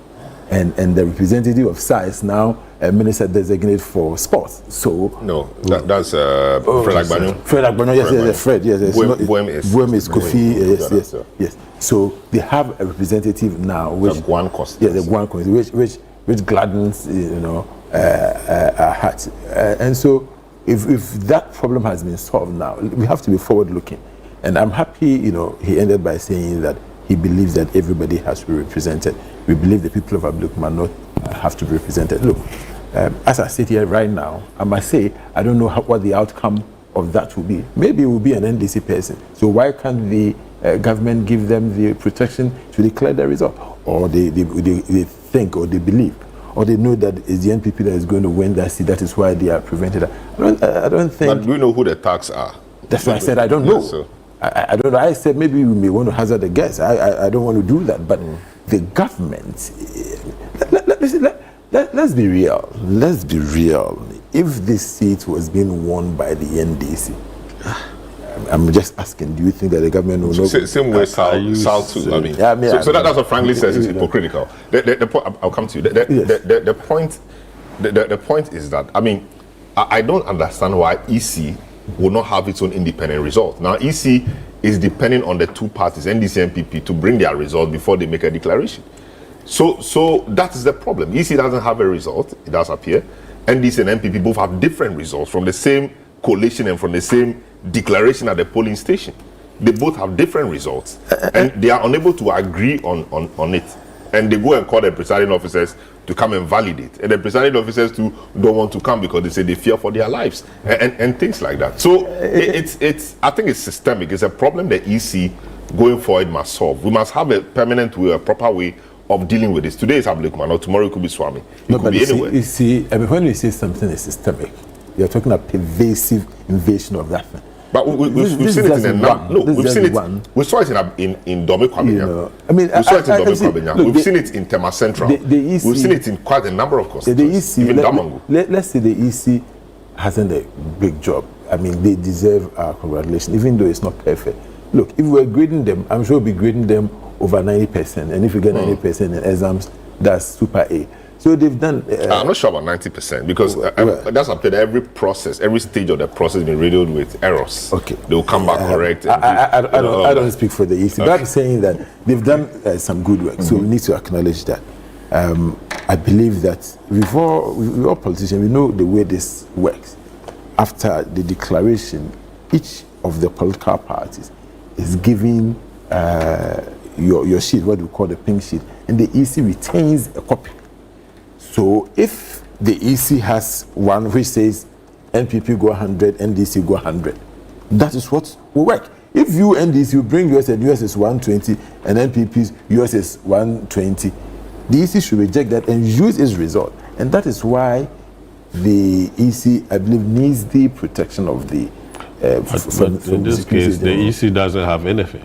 Well, I mean, that's what you're saying. But I would be surprised if the EC say they don't have any results at all and that they are just relying on the result from. They don't have a result. That's why they are calling the presiding officers to come and validate. So the presiding officers work for the Electoral Commission. So probably what is happening is that the presiding officer will have a copy which the EC is supposed to. No, they don't have a copy. They just want them to come and validate. So let's say, okay, you declare the result for this polling station. Yes. NDC had 10.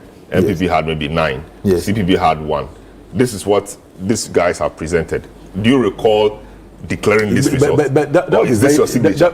See, this your signature might be the best way to do it, but than to say, do you recall? Because the signatures are on both pin sheets the same. And the figures are different. The figures are different. The signatures are the same, but the figures are different. That's terrible. And some of the guys who come and say, no, this is my signature, but I don't recall that. I don't recall that these were the numbers, or I recall for NDC and NPP, but I'm not sure about the what's the name? The rejected ballots. Yes. No, but I think that in order to conclude, let me just say this: I believe that the EC, this last one, must put its ass together, get the support of the police and. But if it's persisting, how about you do a rerun in those polling stations? Well, that would be a decision by the Electoral Commission.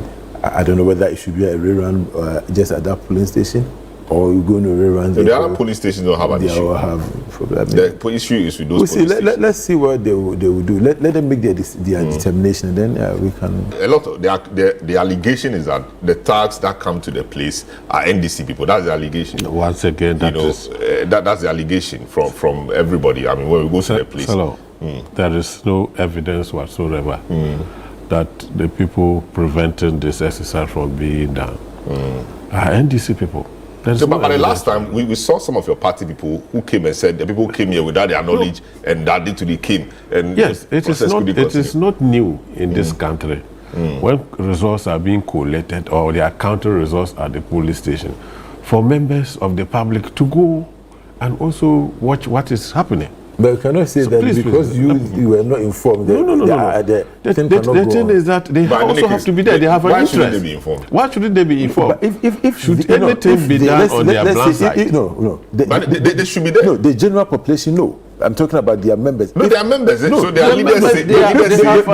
The people you need at the collation center are, let's say, the representatives. Yeah, so the party executives saying that they did not know about it. No, at least the constituency, PC and if the party say they did not know, then that's it. But you see that anyway. The party is they are saying it, but I doubt that the EC will go and there. The EC too hasn't come out to tell us that they informed without the involvement of the NDC. No, they never do that. So, but the EC hasn't come out in the lead up to the election, at every stage, you see, we were doing this together. You see, we should not be playing double standards here. We should not. I agree perfectly that every Ghanaian, every village, every constituency has a right to be represented. No question about that. To that end, I think that we need to find a solution to the deadlock at the Abuma North constituency. However, the way it's being represented, as if it is the NDC who are the people presenting it from being collated, is just not correct. You see, they have mentioned the situation in South. The MPP are now pretending as if they are masters of democracy and that they really are fighting to enforce the rights and to representation of the Abuma North constituency. When they didn't raise a single finger, when SAR, the people of SAR, were without representation for 4 good years. My colleague here talks about there being constitutional matters that needed to be resolved. For how long did you need to resolve a constitutional matter? It just wasn't of interest to them. But the matter, I think, was that they couldn't do an election because, I mean, the election for a new constituency should be in the next election, which was the 2024 election. I mean, there was all of that, so... No, but the thing is that at the time we were creating the district, they knew that creating a district comes automatically with a constituency. That one is constitutional. So what prevented them from putting in place the necessary constitutional instrument to be sure that the elections were conducted? And you had a full constituency that stood by, took no part, in deliberations in Parliament. Only God knows how they were. But that's what Franklin is saying, that if the NDC, which had the numbers then, 137, yes, were smart about it, there was a way they could have pushed the government of the day to do the right things and get people of SAL into Parliament. Yes, we can discuss that.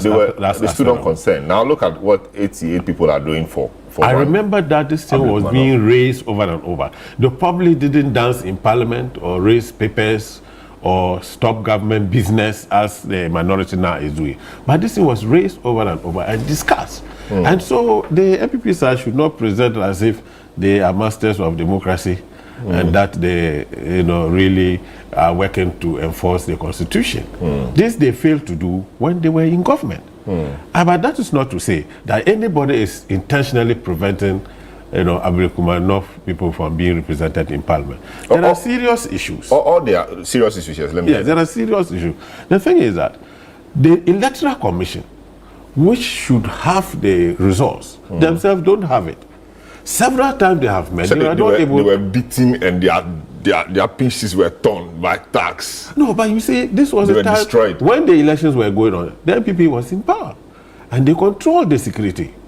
How did they not provide the requisite security to ensure that no pink sheets were destroyed? How did that happen? And so the commission is without results. How do they declare those results? They now ask both parties to bring results for presiding officers to come and validate. And they bring different results. They bring different results, and you can't blame them. With different signatures. But what's the truth? What happened on the day? Well, we don't know the truth. And are we also saying that as parties, we didn't have a footage or a video of the presiding officer declaring the results? So that, let's say, if you were the presiding officer, have a video of you declaring the results. And so that we can't make up really, even though there's AI these days, we can't really make that up. So what you declare is what we compare to what is on the pink sheet for both parties. So if it tallies with mine, then it means that's correct. If it tallies with yours, that's correct. We don't have anything like that. I don't know. So that's a lesson for the Electoral Commission, that next time they should make provision for all this at every police station, so that we shouldn't have this scenario. Because as it is now, I wonder how, even if you have all of the personnel of Ghana Armed Forces stationed there, how they are going to do the counting. Or the coalition. No, but the presiding officer will come and validate. And no, but how will the presiding how is he going to validate? He himself doesn't have his pink sheet. No, he will call the presiding officer to come and validate. I'm saying that the presiding officer don't have the pink sheet. Maybe we should get what validation the EC on the line to really verify this, because I'd be surprised if none of their people have any information to us with the numbers. The EC will always have copies of these results. So no, they don't have. They have made it very clear. If they had copies, the matter would have been resolved. They have made it very clear to the whole world that they do not have the things. They say that no they were attacked, and then the papers were destroyed. But what should be the way forward, given the still? Yeah, so I was just coming to that. I think that we should go back to IPAC. Let us have a discussion at the table there and find a solution to it. We can always agree, with the Electoral Commission to find a solution. The way it is proceeding, we may never get the results that will put finality to it to ensure that Abuma North have a representation in Parliament. You don't think if the state provides adequate security to the process, we could resolve it like we did for Tema Central and Domi Kwabenya and Okankwe Central and a few other places? So, no amount of security, even when it's provided, will generate the results. No, but you see, at least you have had the presiding officer come to validate. That's what they've asked. So let's give it to them. See, how is the presiding officer going to validate? He has nothing to compare. No, but he declared the results. Yes, but he has it in his mind. He has an idea. You should have some documentation. Is he coming to by way of, map say that, I remember it was this and that. I mean, how do you accept that? But that's what they did for the other places. So now, then you go to court. Let the court decide the rest. But at least the result must be declared, gazetted, and all of that. In case, this matter, the order, the basis upon which this coalition is being done is the subject matter of litigation in the Supreme Court. That is another angle to it. No, but the court the High Court has said that they can go ahead and declare. And I'm saying that. I'm just raising it as a second issue to what is happening. Yes. We do not know the outcome of the Supreme Court decision. No, but you see, the Supreme Court decision in the likely event, in the likely event, as parties in the suit, you are always very hopeful of your case. Yes. That the court quashes the order for coalition. The order is just for coalition. Yes. What happens? You see, the High Court has already given them the right to collate. Yes, it doesn't take away the fact that it is still the subject matter of litigation. But when the Supreme Court quashed that order, it wouldn't stop. At the end of the day, the EC must declare the results. Yes, the EC has to declare the results. Yes. But EC, as we speak now, doesn't have any results. Well, EC has come out clearly to tell the whole world that they have no results regard to those particular polling stations. That is why we need to go back to IPAC, sit down at the round table, find a solution to the problem, to ensure that there is an MP, a member of Parliament coming from Abuma North. I see. So you are calling for IPAC. A few messages have come through. Let me read. Let me read some. Then I go to Franklin, and then we'll move on. Jojo from Hacho says, "I think as a nation we are turning serious parliamentary business into a semblance of dining hall food protest. We need to take a second look at this hybrid system of governance we are running at the moment. I'm seriously looking forward to this idea of constitutional review. We've had too many of such behaviors from both sides in the past. It is time we give some dignity to Parliament, its shameful, Jojo Hacho says. Sir Abu in Accra says, I think Abuma North people deserve a representation now. The issue of SAL can't be used for any moral justification because it was wrong, and two wrongs never make a right. The parties involved should allow the EC to do its work.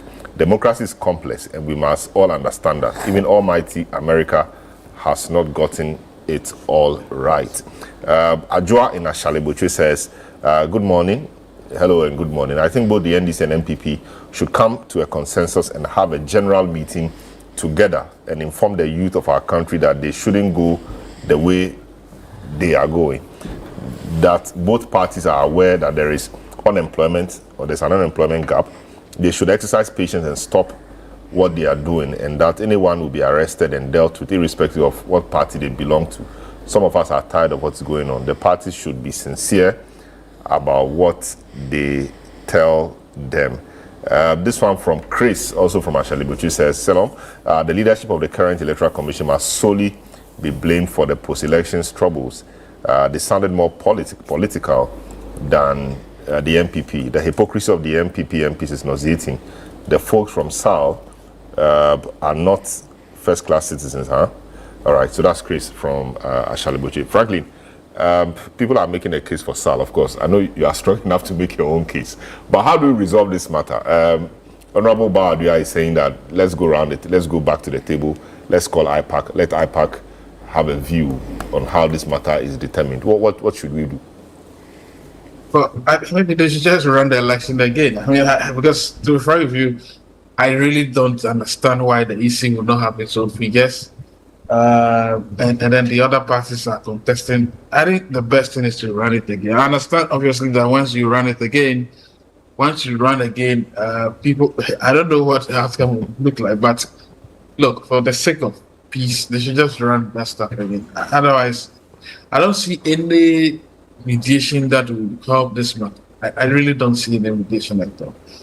Yeah, that's what I'll say. And to your call that the NDC should go back to the IPAC, I think it's an order. But the EC Electoral Commission needs to be reconstituted. I don't think any of the frontline managers, the people representing, they've done a great disservice to the whole institution. They are incompetent. They just don't understand what they are doing. It's just the flow. They should. I don't know why they've been in office. Why are they still in office? You know. Sorry. I mean, but they have a secure tenure. I mean, they've done the job. They delivered a good election. I mean, yeah, but having a secure tenure doesn't mean that they commit acts of what I call basically. But they should be just cause. And so, on what basis will you remove? Oh, there'll be just cause. There's already just cause in place. Procurement problems, all kinds of things. Their sins are too many. Yeah, but I think, Franklin, you are too good, for this. In my view, you when we speak, people listen. I don't think you should advocate for this. Look. My brother, wait. My brother, were you in this country? Yes. When this procured biometric equipment and actually fraudulently procured those documents. We put out all those accusations. They couldn't come back. We saw the way the things were procured, the way the marks were awarded. When this time we saw all of it. The EC told us that all the equipment that we bought from 2018, 2019 were all dead. Okay, so please. Let's understand something here. Are you calling for the removal because you believe that there were procurement breaches, or you believe that they did not perform their functions as Electoral Commission? Because those are two different things. And I believe that if we're going to do this to our institutions, we are never going to grow as a country. Look, I believe that we have to have a better way of assessing people. Look, the fact that, yes, I agree, you have a secure term doesn't mean that you should stay there forever. But there are constitutional, legal means of, removing people from office. Look, you say one of them, the procurement breaches. Even before the NDC came to power, it was their core that this EC must go, this EC must go. No. Eventually, the EC, they felt the EC was going to rig the election against them. Eventually, it is the same EC that has, declared you a winner, one of the biggest margins the EC had no ever. option but to declare a winner. So the EC when the elections were so overwhelming. No, the EC did a lot of things to ensure that the NDC and I don't think that we want to be doing this institutions. With the change of every government, we want us to change people in these institutions. But you see, who started it? I mean, we saw this start. So does it mean that we have to do it again? I mean, so it's wrong. Two wrongs don't make it right. When you remove Charlotte and the entire executive leaders of the EC the last time. So we make the same case. Did they not have a center of office? So let's say you remove these people and then another government comes. Another government comes. Is that what you want? That is if NDC always started something and say that what was wrong should also be repeated. If NDC is saying this, I don't have a problem. But when people like Franklin Kujo, who are supposed to be independent, Franklin's always had an issue with even from the playbook of the NDC. Then I'm worried. The SAL matter was handled. There were some procurement matters they put out long ago, and a few other things they've raised about this. It's a call that is made. I mean, it's not the first time, and I'm not sure he's making that in respect of the post-election matters. It's something he has said over the period. Frankly, you are here, so speak for yourself. Oh, well, I just want to urge my good brother to, look, I do not have any personal matters with anybody at all. It's not personal. It's a professional argument. The first one, obviously, was SAR. We all, anyway, in this country, actually before SAR, I'll come to that, but SAR, look at what happened. EC asked us, well, look, you guys are going to vote in the election. I brought my chiefs from SAR, they met with Jean Mensah and co. They assured them they were going to vote in the election. 5 days later, the midnight of elections, they write a letter and say, you can't vote. In fact, ballots were on their way. I'm serious. The ballots were on their way to those areas. They called all of those ballots back because they had written a letter, because they realized that maybe, well, I don't know what permutation they made. SAR cannot. Not a single apology. I should speak. Not a single apology. Recently, they were even fighting me when I brought the issue up in court. They never did they apologize. They were insistent that they were right. If this had happened in your constituency, my good brother, would you have sat down? All this happening. Look at just Ablekuma. Look at the way your party is up in arms. Your side is up in arms. That no Ablekuma, no business. But for 4 good years. And my good brother, I didn't hear you. I know you just came to Parliament. I don't know. I've not heard you say a thing about SAR. Did you think it was right? And you think these people should continue to be in charge of elections? You said they delivered an election, and so what? Well, and so what? That's their core mandate, isn't it? Yeah, but that's their core mandate. But the fact of the matter is that in executing their core mandate, they rendered a group of people for 4 good years stateless. Do you think it was fair? And they never apologized. As for the procurement fraud, there's just too many. And look, Charlotte was kicked out not because she participated in this procurement issues, but look at what happened. And the value was how much? Probably less than $1,000 or $2,000. But these guys have procured all kinds of millions of dollars. In fact, they actually contributed to the economic woes of our country. But they procured equipment that probably should not have been procured at all. I don't want us to do this. Is not a banter between whatever. I'm just laying the grounds to you that if a group like these guys were willing and they essentially did what they did to SAR, that alone should constitute grounds for their removal. And I think, by the way, it's in the West, so I don't even want to talk to you. All right, so this is a big issue. We'll take a short break. When we come back, we'll look at the cabinet. We'll look at the nominations and assess how the new government is taking shape, some of the nominations made and all of that. This is a big issue, 97.3 City FM. Your messages are still welcome via WhatsApp line 020-444-7033 or 0549-986-996. The number is displayed on your screen. So feel free to send us your thoughts on the matters we are discussing, and we'll be happy to share those with the rest of the world. Don't go away.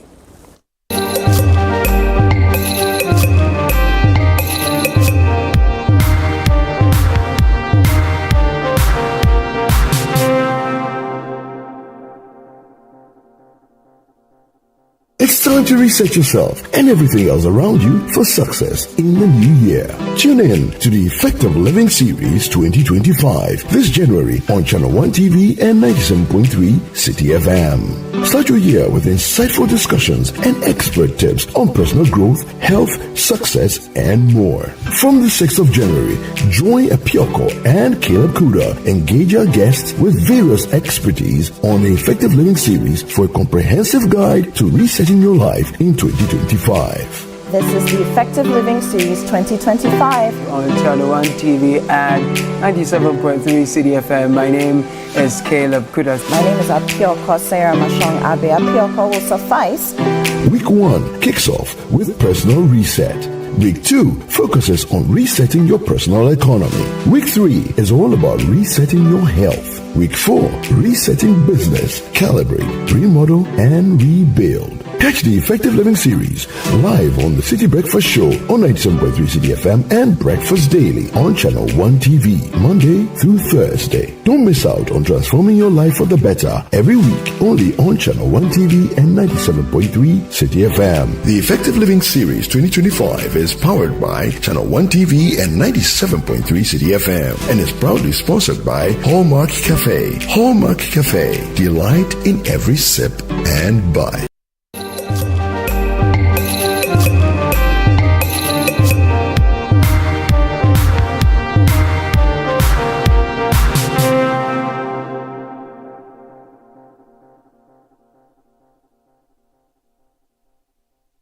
I can defend it. Yeah, welcome back. This is the big issue, final lap of the show. Now we'll look at Mahama completing his substantive ministerial nominations. He made a promise to the country prior to the election that he was going to govern the country with 60 ministers.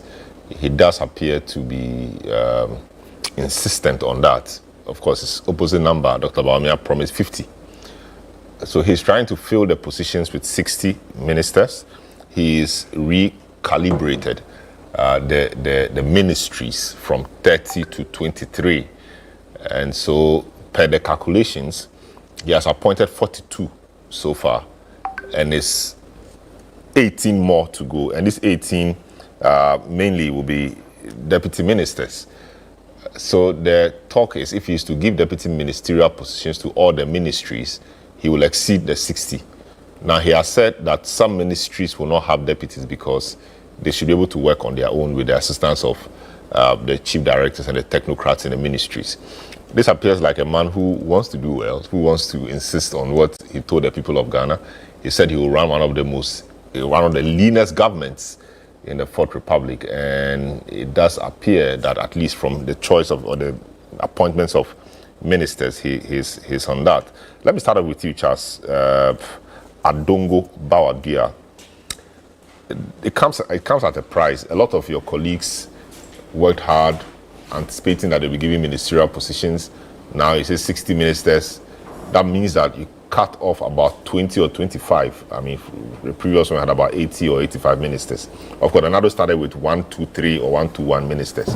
Now you say 60, which means a lot of your guys who did the work will not have the opportunity to serve. He was expecting to be deputy minister, but it looks like with what is happening, he might not get. So it comes at a cost. It comes at a cost, and we see your guys demonstrating, fighting all over the place, bending ties, even in Mohammed's own father's house.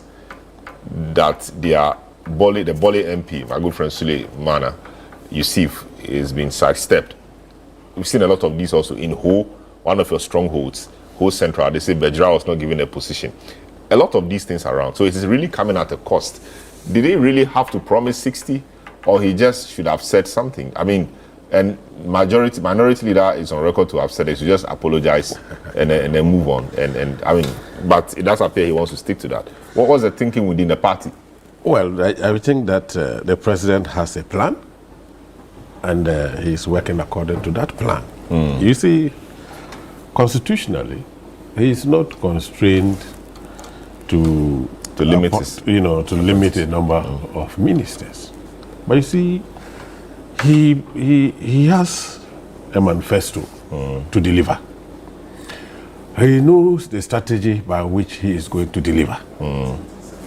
And he believes that 60 ministers are enough to deliver, to the people who voted the president into power. I can understand, the uproar because, people are used to what happened in the past where we had so many ministers. But that actually also came with a price. Drain national resources, ministers, so many vehicles, and the cost of running ministers was just too high. And we are at a stage where everybody is in no doubt that the economy, is suffering. He has to be prudent with the use of national resources. And so he's trying to make the maximum use of the resources that he has. And hence the 60 ministers. I don't think that 60 ministers is not enough to run this country. I know that, when people go around doing campaign and after that they expect to get ministerial positions, supporters believe that it's only when their MPs or leaders get ministerial positions that they also stand to, benefit and all that. But the key thing is that the economy of the country needs to be strong so that all other things can move on. I do not think that the president needs to apologize to anybody and increase the number of ministers. He doesn't have to, because he has not even worked with the 16 ministers that he promised, and to the extent that he thinks that, or there's the general feeling that he needs to increase the number of ministers. I think that we should allow him finish his appointments. He promised that he was going to have his cabinet ready in 14 days. I think he has done that. I mean, what is left is there with deputy ministers, as you have indicated.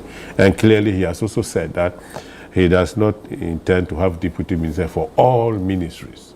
What it means then is that he's keeping within his promises. I believe he has come and he intends to carry out most of the things that he promised in his manifesto. I think that we should allow him time to work with the 60 ministers that he has. And let's see how it will go. Nothing constrains him. If at any point he believes that he needs to increase the number of ministries, he will do so. And let me advise the NDC folks that it is not the number of ministers which matter. I can understand the frustration of some of them. I mean, the key thing is that we bring this country out of the economic mess that the NPP put it. That is the key thing. That way, everybody will be satisfied. And we should encourage the president and support him to carry out his agenda with these 60 ministers. John, Nanado, when he came, he said the task ahead was so huge, so he needed a huge government. Over 120 ministers were appointed to start with. I mean, the verdict out there is that it's not the size. I mean, you saw 120 ministers from the beginning, and this is where you left us. So what's the justification for having a huge cabinet, or a huge team? Indeed, his own vice president, who became flag bearer, in running for officers, he would even do it with 50, which meant that the 120 or so his boss started with was a non-starter, really. NDC is saying 60. You think it's I won't say possible, but you think he should restrict himself to the 60 when other places will be suffering just because he promised 60? Yeah, that's very interesting. Well, I don't think that we are here to discuss Nanado's administration. In my view, I think Nanado did his part with his 120 ministers. He worked hard. For the first term, the people of Ghana saw the good works he's done, and they rewarded him with a second term. Of course, we believe that a lot of factors led to the loss of the election, especially with the margins that came. I believe that Nanado posterity will judge him well. If you look at all the countries around the world after COVID, every incumbent government lost election, apart from Nigeria. Go to the UK, the US, even in most of the countries in Europe. All the incumbent governments lost the election. So I don't think it was so much about the number of ministers. We lost the election because, among other things, the world economic indicators didn't favor us. Yes, Not about the number of ministers per se, but the work done. And so the thinking was that if you have more, then you have more work done. No, I'm saying that in his second term, he worked with about 80. I believe that they did a lot of work. Of course, Ghanaians brought their verdicts and voted against the government. But I believe that Crystal to be right with him. His 80 ministers, they did a good job. I don't think that the number of ministers matter. I believe that is the quality that matters. And so if the president insists that he can work with 60, I don't have a problem. Our leader made a point. His point about his apology had more to do with the Ministry for National Security. If you look at the National Intelligence Act, if you read it, it seems, and the Constitution seems to suggest that apart from the National Security Coordinator Office, we need to have a National Security Ministry. So we were saying that, look, you may want to add the National Security Ministry to it and just apologize to the people of Ghana. If you add one more, it wouldn't spoil anything, you know, so to say. But for me, I don't have a problem. Let's stick to it. But it is the quality of ministers he's, you know, brought that we should be looking at. I have gotten the chance to. So are you a member of the Appointments Committee? I saw you there, or yes, you were a friend of the committee? Yes, at the first time I represented the legal and the Natural Resource Committee. So okay. I managed to put some questions to Honorable Jinapor and Ayeni. And you know, I didn't get a chance to ask the Finance Minister any questions. So I raised this issue on the floor of Parliament, something which I think is so important, but it seems the media, everybody is forgetting about it. About the registration of some. Yeah, Mr. Kujo is on the line. I'm sure I'll be happy to hear his opinion on that. If you look at the Finance Minister, whose CV clearly is full of, for want of a better word, okay, I won't use that word now, but there are a lot of issues with the CV. And if you look at this person who is going to man your finance ministry, you see, if you look at his CV, for instance, he says that he's a chartered accountant. He wrote ACCA, he said from 1999 to 2000. ACCA, and he did it in UPSA. Do you use 1 year to do ACCA with all the steps? He says he's a chartered accountant. You should be interested in finding out. He says he's a doctor. Maybe when he wrote the final paper? No, no, but you said 99 to 2000. But if you get his... But is it in doubt that he's a chartered accountant? So couldn't it be clerical errors? I mean, we've seen... So we've asked him to come and check. We've asked him to come and check. The bit about the directorship, that you were a director of a company from 2003 to 2005. When the company was actually set up in 2005, how do you justify it? We asked that this. He was a promoter from the 2003. It didn't show in that is not the law. If you check the UK's company's registry, you will see that the directors are there. He's not a director, but he put it out there that he's a director. And granted, he's a director. The company had to be liquidated, you know. And I'm asking myself, somebody running our economy, who run the whole country's economy, runs a company aground. You're looking at somebody. But when was the company liquidated? 2009. But he had left in 2005. He said he was a director of a company. He had left in 2005. I'm just asking questions. Okay, this is somebody who was never part of this company. Now, you know the interesting thing. It is the only company he had ever worked with. This is somebody who is going to run the economy. He's never managed a company before. The only thing, according to his CV, he's done is to become an MP and then served on the board of Bank of Ghana and Cocoa Board and then became a deputy minister. I am thinking that to get somebody to run our economy, somebody who has worked, who has paid people before, who understands the problems of workers. Look, he says he has a PhD. Have you read his thesis? No, I've not read the thesis. Maybe we should begin to find out. Have you seen the thesis? Okay, so I'm asking you, who were his supervisors? These are you doubt that he has. You doubt it. No, but he did a PhD at KNUS. So you know, and we saw some of the graduation pictures. So go and read it. Go and read. Yeah.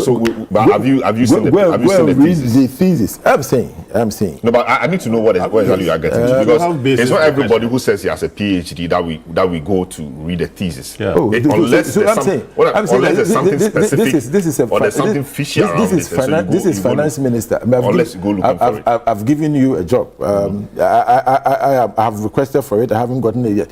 But it's important that somebody who is going to run our economy, if he's written a paper, he has a PhD, you need to look at it. He says that Dr. Dufo is a finance minister. He also obviously did a PhD. I'm just saying. So wouldn't it be good to get his understanding of how economy is run? That's fine. But he doesn't need to have a PhD to be finance minister. But he said that he has it. If you don't even have to even have first degree. The president can choose anybody who wants to run his economy. But if you put it out there, they have a PhD. We need to look at it. We need to read it and get understanding of. But the fact that we don't have it doesn't mean that he didn't do it. So listen to me. I'm saying. Or you want to know his thinking. I'm saying that. Look, this we need to do a lot more work. And me, I'm giving it to the media, everybody. If you have a finance minister who is going to run your economy and he has written a thesis, you need to look at it and see what his thinking is. Let's read it. Let's look at who supervised his paper. Let's get the understanding. He said he had master's MSc in taxation from Oxford. I mean, I look at it, I didn't see the school, because Oxford, you need to get the college. On his CV, the college is not there. Is it Templeton or Exeter? We need to know. I'm saying that we need to do more work. This is a serious business. And anybody who is going to run your economy and he says anything, you should be able to read, you should be able to look at it and be satisfied. My worry is that if you have some of these inconsistencies, look, I picked the ACCA thing because anybody who looks at his CV will wonder, ACCA at IPS.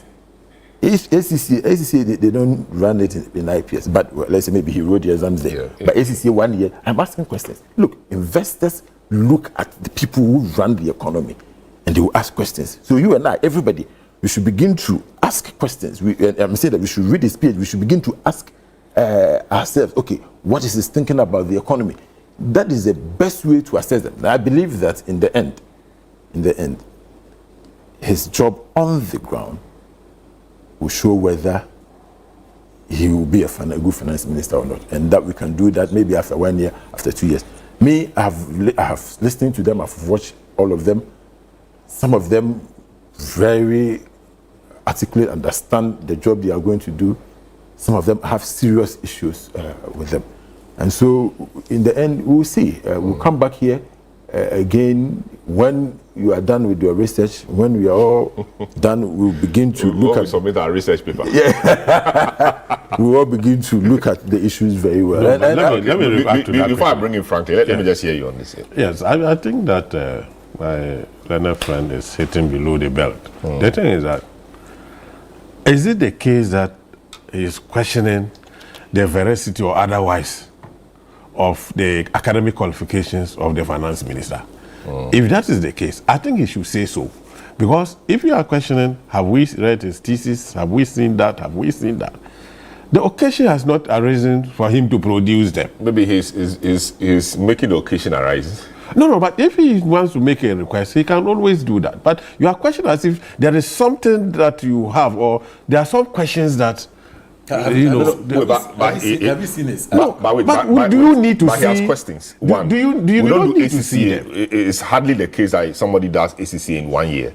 And if he says he did ACC in 1 year, 1999 to 2000, it may be a clerical error, but you don't stop him from raising it. It's an issue. So if he had raised it on the committee, maybe he would have had an opportunity to clarify a mistake. That is the point. But it doesn't stop him from raising it. No, Number two, he has an issue with the director. He is raising them. The man is not here to answer those questions. No, but he has to raise them. And he presents it as if he has seen something wrong with his thesis, his academic qualification, and all that. And the man is not here to respond. How does he respond to that? See, we are building a nation. If you have a minister for finance who has PhD, look, it should interest everybody to read his thought. It should interest everybody, you and I. So the point you're making, but he should put it out there. Where's this thesis? No, but the thesis is with the school. Well, in the school. So go and look for it. I've given you the job. I haven't gotten it. No, I haven't gotten it. It's easier for you to. I haven't gotten it. Your case, but he's your colleague in Parliament. I haven't gotten it. In fact, he's your colleague in Parliament. I'm interested in reading your thesis. So you want us to discuss everything in Parliament? You don't want us to discuss issues here on the show? I'm saying that. No, these are issues. I have these issues. No, but I'm saying that. But I could go to him and ask him why you tell us that you wrote the ACCA in 1 year. I could go, but for me, I am just telling you that this is somebody who is going to manage our economy. I have these questions on my mind. I can put it out that the people of Ghana should begin to interrogate it. Very well. Let me hear Franklin's thoughts on all these matters you have raised. Franklin, interesting matters he has raised. Do these matter to you? Well, look, I think though that the appointments made so far, I think they are interesting. These are persons who have served in most of them served deputy ministerial roles. Some of them have served as ministers. I think Haruna has served as a minister in almost three portfolios. And they've learned the ropes really. And I think that also counts in a way to building confidence. I think in the case of Athodo, look, let's be clear. Atho has been a ranking. He's been deputy minority leader. He's done exceedingly well at the ministry, at least when he was deputy, and he's learned the ropes really. I mean, I don't know what I watched Atho recently when we invited him. I was leading a team of consultants to fashion out what we call the fiscal and fiscal and economic recovery, some sort of program for the government. It could have been NPP, could have been NDC. And somewhere last year, April, we engaged Atho to basically walk us through the challenges in the economy, the financial issues and the problems that we have, so that we can advise if the UK government is likely to give some money to somehow help our public financial management systems. I have my own reservations about that. I don't think Ghana should ever get any more money to run public financial systems, but we have too much money for doing that. But I'll leave those aside. I think when we engaged Atho, I was exceedingly happy that look, he understood the challenges that the economy was plagued with, and essentially how to deal with them. I suspect though that he still has a few questions to answer. I've raised issues about some questions that I don't think he answered them during the vetting when Apenyo asked him those two questions. Probably I'll relay them again. But I'd like to address this matter that my good friend, the Honorable, what's the name again? John Daku. He's an accomplished teacher of the law. Right, a lawyer has raised, and I think while I appreciate where it's coming from, I think we should also be a bit. We should understand that these things really do not.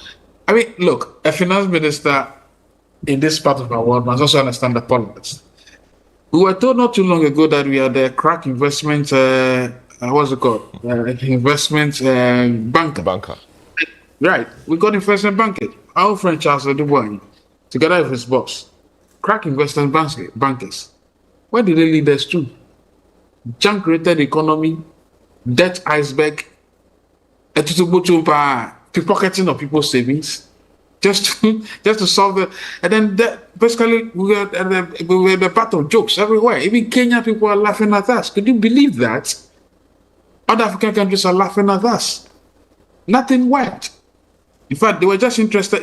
Ken, my good friend, wanted to flow 50 billion. They call it century bond. 50 billion. Was it 100 billion or 50 billion?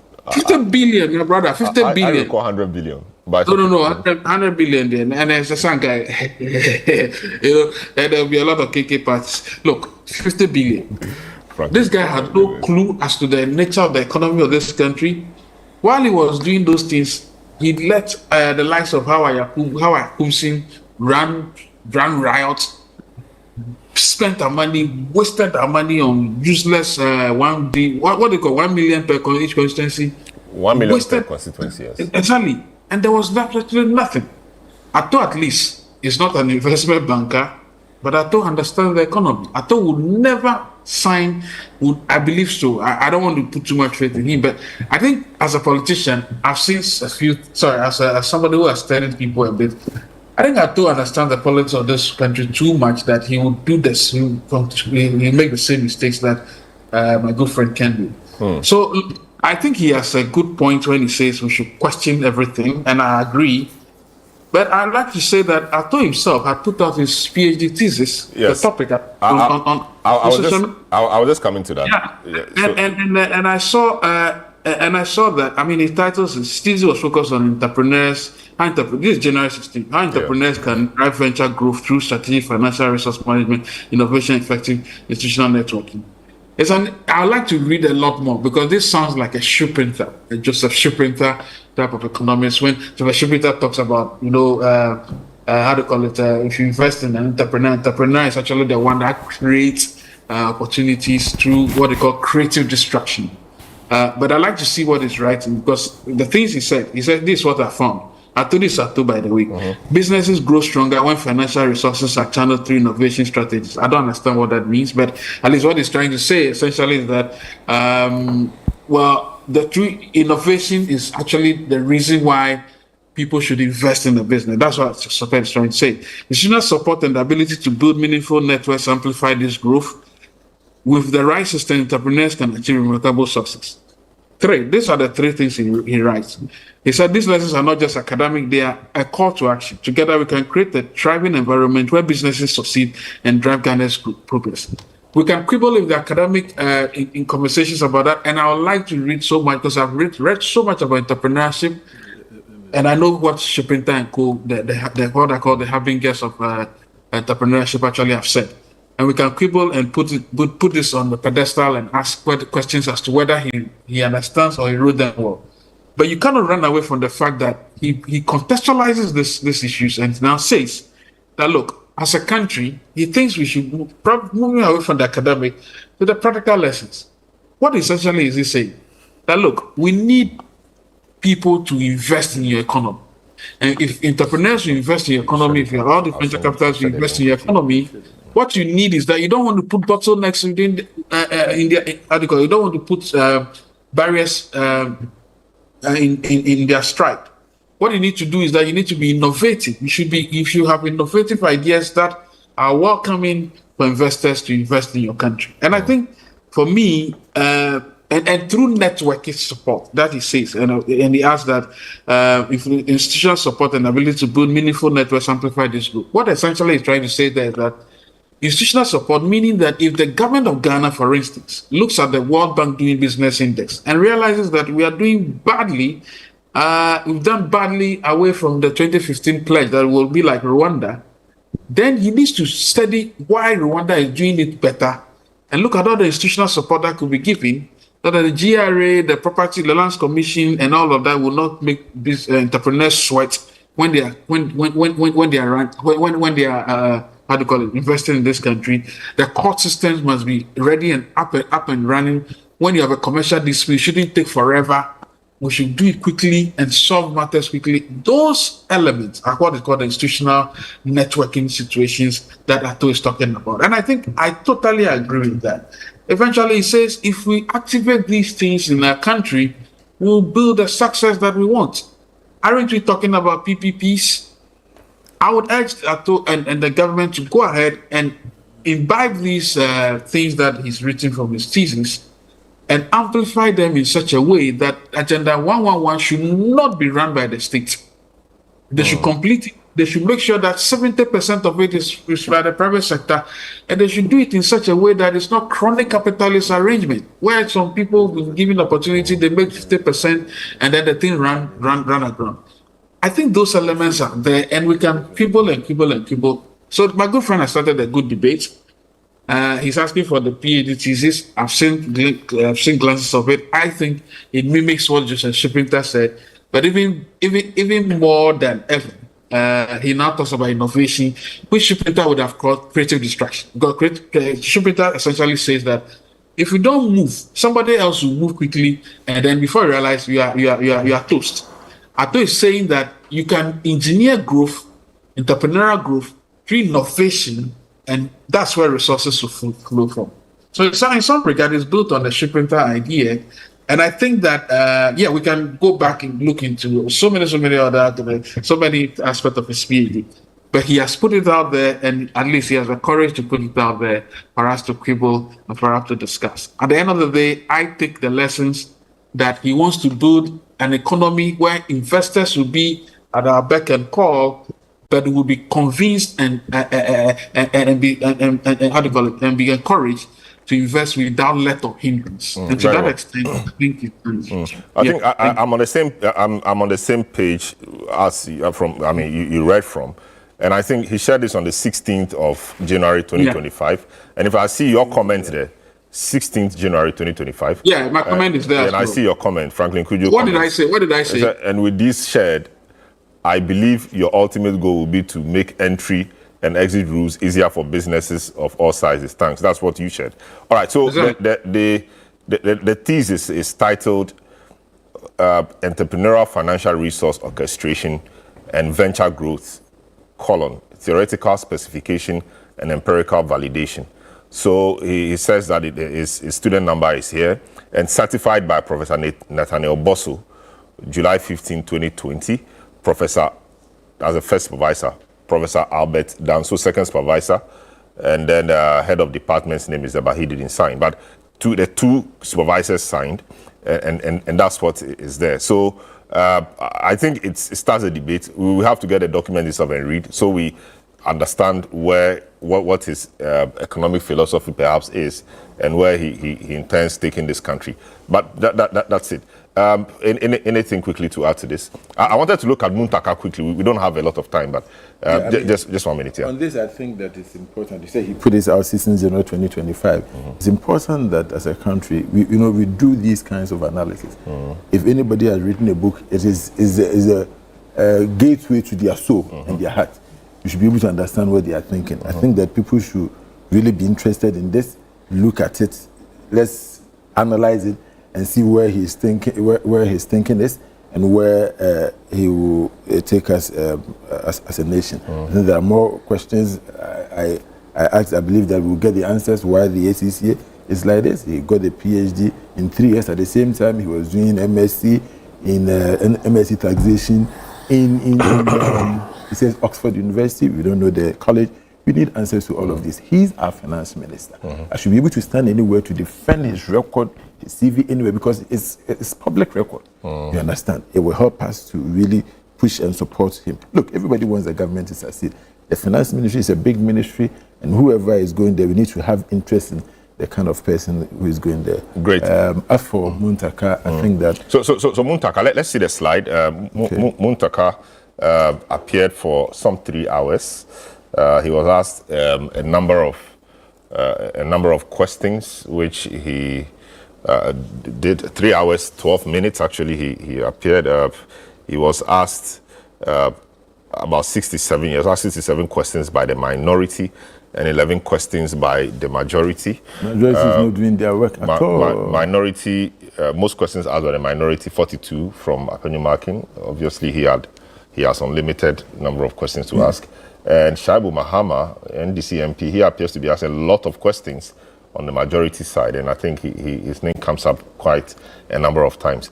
And the topical issues, or the top issues in his vetting, centered around promotion and transfer of security forces or security officers, reformation of prisoners, post-election violence, small arms, welfare of security officers, fast service response, and recruitment into the security services. These were the general areas he was questioning on, or his vetting looked at. So, of course, matters of his CV, past statements, current issues, assurances, comments, personal, 55% and all of that. All right, so your thoughts on Muntaka? Well, I think that Muntaka is an experienced politician. It's not the first time that he's going to head the ministry. But the first time was not a good one. Well, I think he didn't end well, but As a sports minister, he himself had explained what happened, and I don't want to go into that. I think the crux of the point I'm making is that he has learned some experience from that, and he made this point at his vetting. If you listen to him, and you watch his demeanor and composure, you will see that it's completely different from the Muntaka that we saw in 2012 when he was appointed. So clearly, this is somebody who has now understood the public service. 2009, I think. Yeah, 2009, sorry. He now understands the public very well. Now I think that he is good to go. He answered a lot of questions like you have stated. The thing that struck me also was his view that you will need to install body cameras, especially the police service, to help fight corruption, which is a laudable idea. One of the major problems that we have in the police service is corruption, and is the thing that is, swelling their image as well. I think if we are able to, that is very difficult to do though, but if we are able to do that, I think it will help in the manner we view the police. A lot of people don't respect the police because of what they see them do on the road every day. And even when you have a dispute or a problem at the police station, you go there to see the investigator and all kinds of demands are made. I hope he's able to deal with that. I think he's good to go. He's ready for the job. He's somebody who is very upright. He speaks his mind. He sees it as it is, as he exhibited it on the floor of our house yesterday. We should support him. I just also mention one other person, my senior brother, the Honorable Dominic Ayene. He's an experienced lawyer. He's been law lecturer. He's been a deputy attorney general. That's his teacher. Yes. That's my professor. Yes, he's been deputy attorney general for, and he really knows the law and the practical aspect of it. That's more important. I think that he would do a good job, given the experience that he has. Notable appointments also include the Honorable Haruna Idrisu. I mean, if you watch his vetting, it was as a public show. The atmosphere was very exciting and lovely. Everybody appeared to be saying, approved. And no wonder, therefore, he went on smoothly. Jenapo has experience, having been deputy minister before. I don't think he should have problem. In all, I think the president settled on experience. A lot of them have had experience of heading ministry or being deputy minister before. Secondly, he also settled on youth. A lot of them are very youthful, and he has managed, even though not completely, to deal with the gender issue. Yesterday he himself was speaking, he said that given all the appointments that he has made, he has done 27, he hopes to get at least 30%, within the dictates and meaning of the Affirmative Action Act. I think that is it. 1 minute. Yeah, I mean, so far, we've seen a lot of them very good. I've had my issues with them. Dr. Ayeni, I've had my issues with him. He's approached me on the floor of Parliament to discuss it. I had issue with cautious mining and inland claims against the Republic, where he was a lawyer. He has assured me that he will do his utmost best to protect the state interest. That's what we are expecting. Muntaka was shocked that on the day of his appointment, he was out there in his house. Police, he said 21 gun salute. Where?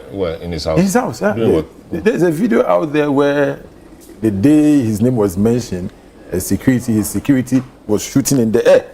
Really? Yes. Haven't you seen that? I haven't seen any video. I've not seen that too. I'm hearing this for the first So time. what have you guys been watching? I'm wondering what you have been watching. I'm really wondering that. Yes. I'm hearing this for the first it happened. time. I hear he actually apologized for it. And so, if he did, he did. I'm surprised you don't know. These are not things we should encourage as a nation. Because you've been appointed, then somebody is shooting in your house. 21 gun salute. Why? Well, I won't say it, but I hope that once he's apologized, we can move forward. I have seen the appointments, and I know most of them are the women. The one in charge of trade and agribusiness, Jare, everybody is praising her. And the fisheries, also. So for me, in all of this, the best test is when they go into the ministries, and in the next 1 year, next year we should assess them In the 2 years, by 4 years, some Ghanaians will know whether they perform or not. So we wish them well. We wish that they all succeed. In fact, it is a reason why the minority, even without the setting up of the committees, were willing to put him together to help the president put his team together. We are really rooting for them, and if they succeed, we will all be happy. Okay, great. Franklin, 1 minute to wrap up. Well, I think it's gone quite well so far. I have a few reservations, though, trade and industry. I think she needs to get into the business of knowing her ministry quite well, because I think she needs to build that nexus between the finance ministry, the agri ministry, and then her ministry. There's a lot that can be done in that regard. Very well. She should, yeah. So we'll be watching keenly as always. Great. Chris Akume, Franklin, Sal, he was one of your lawyers. Chris Akume sends a message. He says, "Good morning, I'm listening to the Ablekuma matter and just so amused of the MPP double standard. I was counsel for Sal in the Supreme Court, which ruled that Sal must be allowed participation in the 2020 election. 3 days to the election, EC gave the assurance of compliance only to turn around last minute. I will soon commence contempt proceedings against the EC. The Sal matter shall not die." So to add, I was disappointed with the CJ and Supreme Court panel, which saw their ruling treated with such contempt in a dark constitutional matter, and kept mute. Attorney General was mute, as well as the civil rights leaders. Obviously, shall not die. That's true. That's how we end today's edition of the program.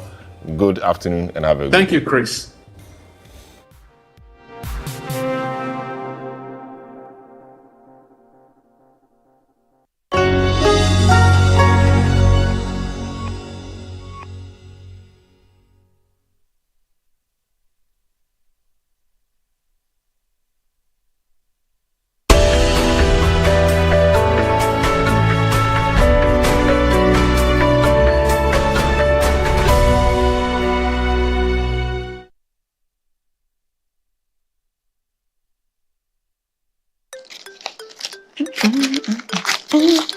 Oh, hello. I didn't see you there. I was busy enjoying my chocolate bar.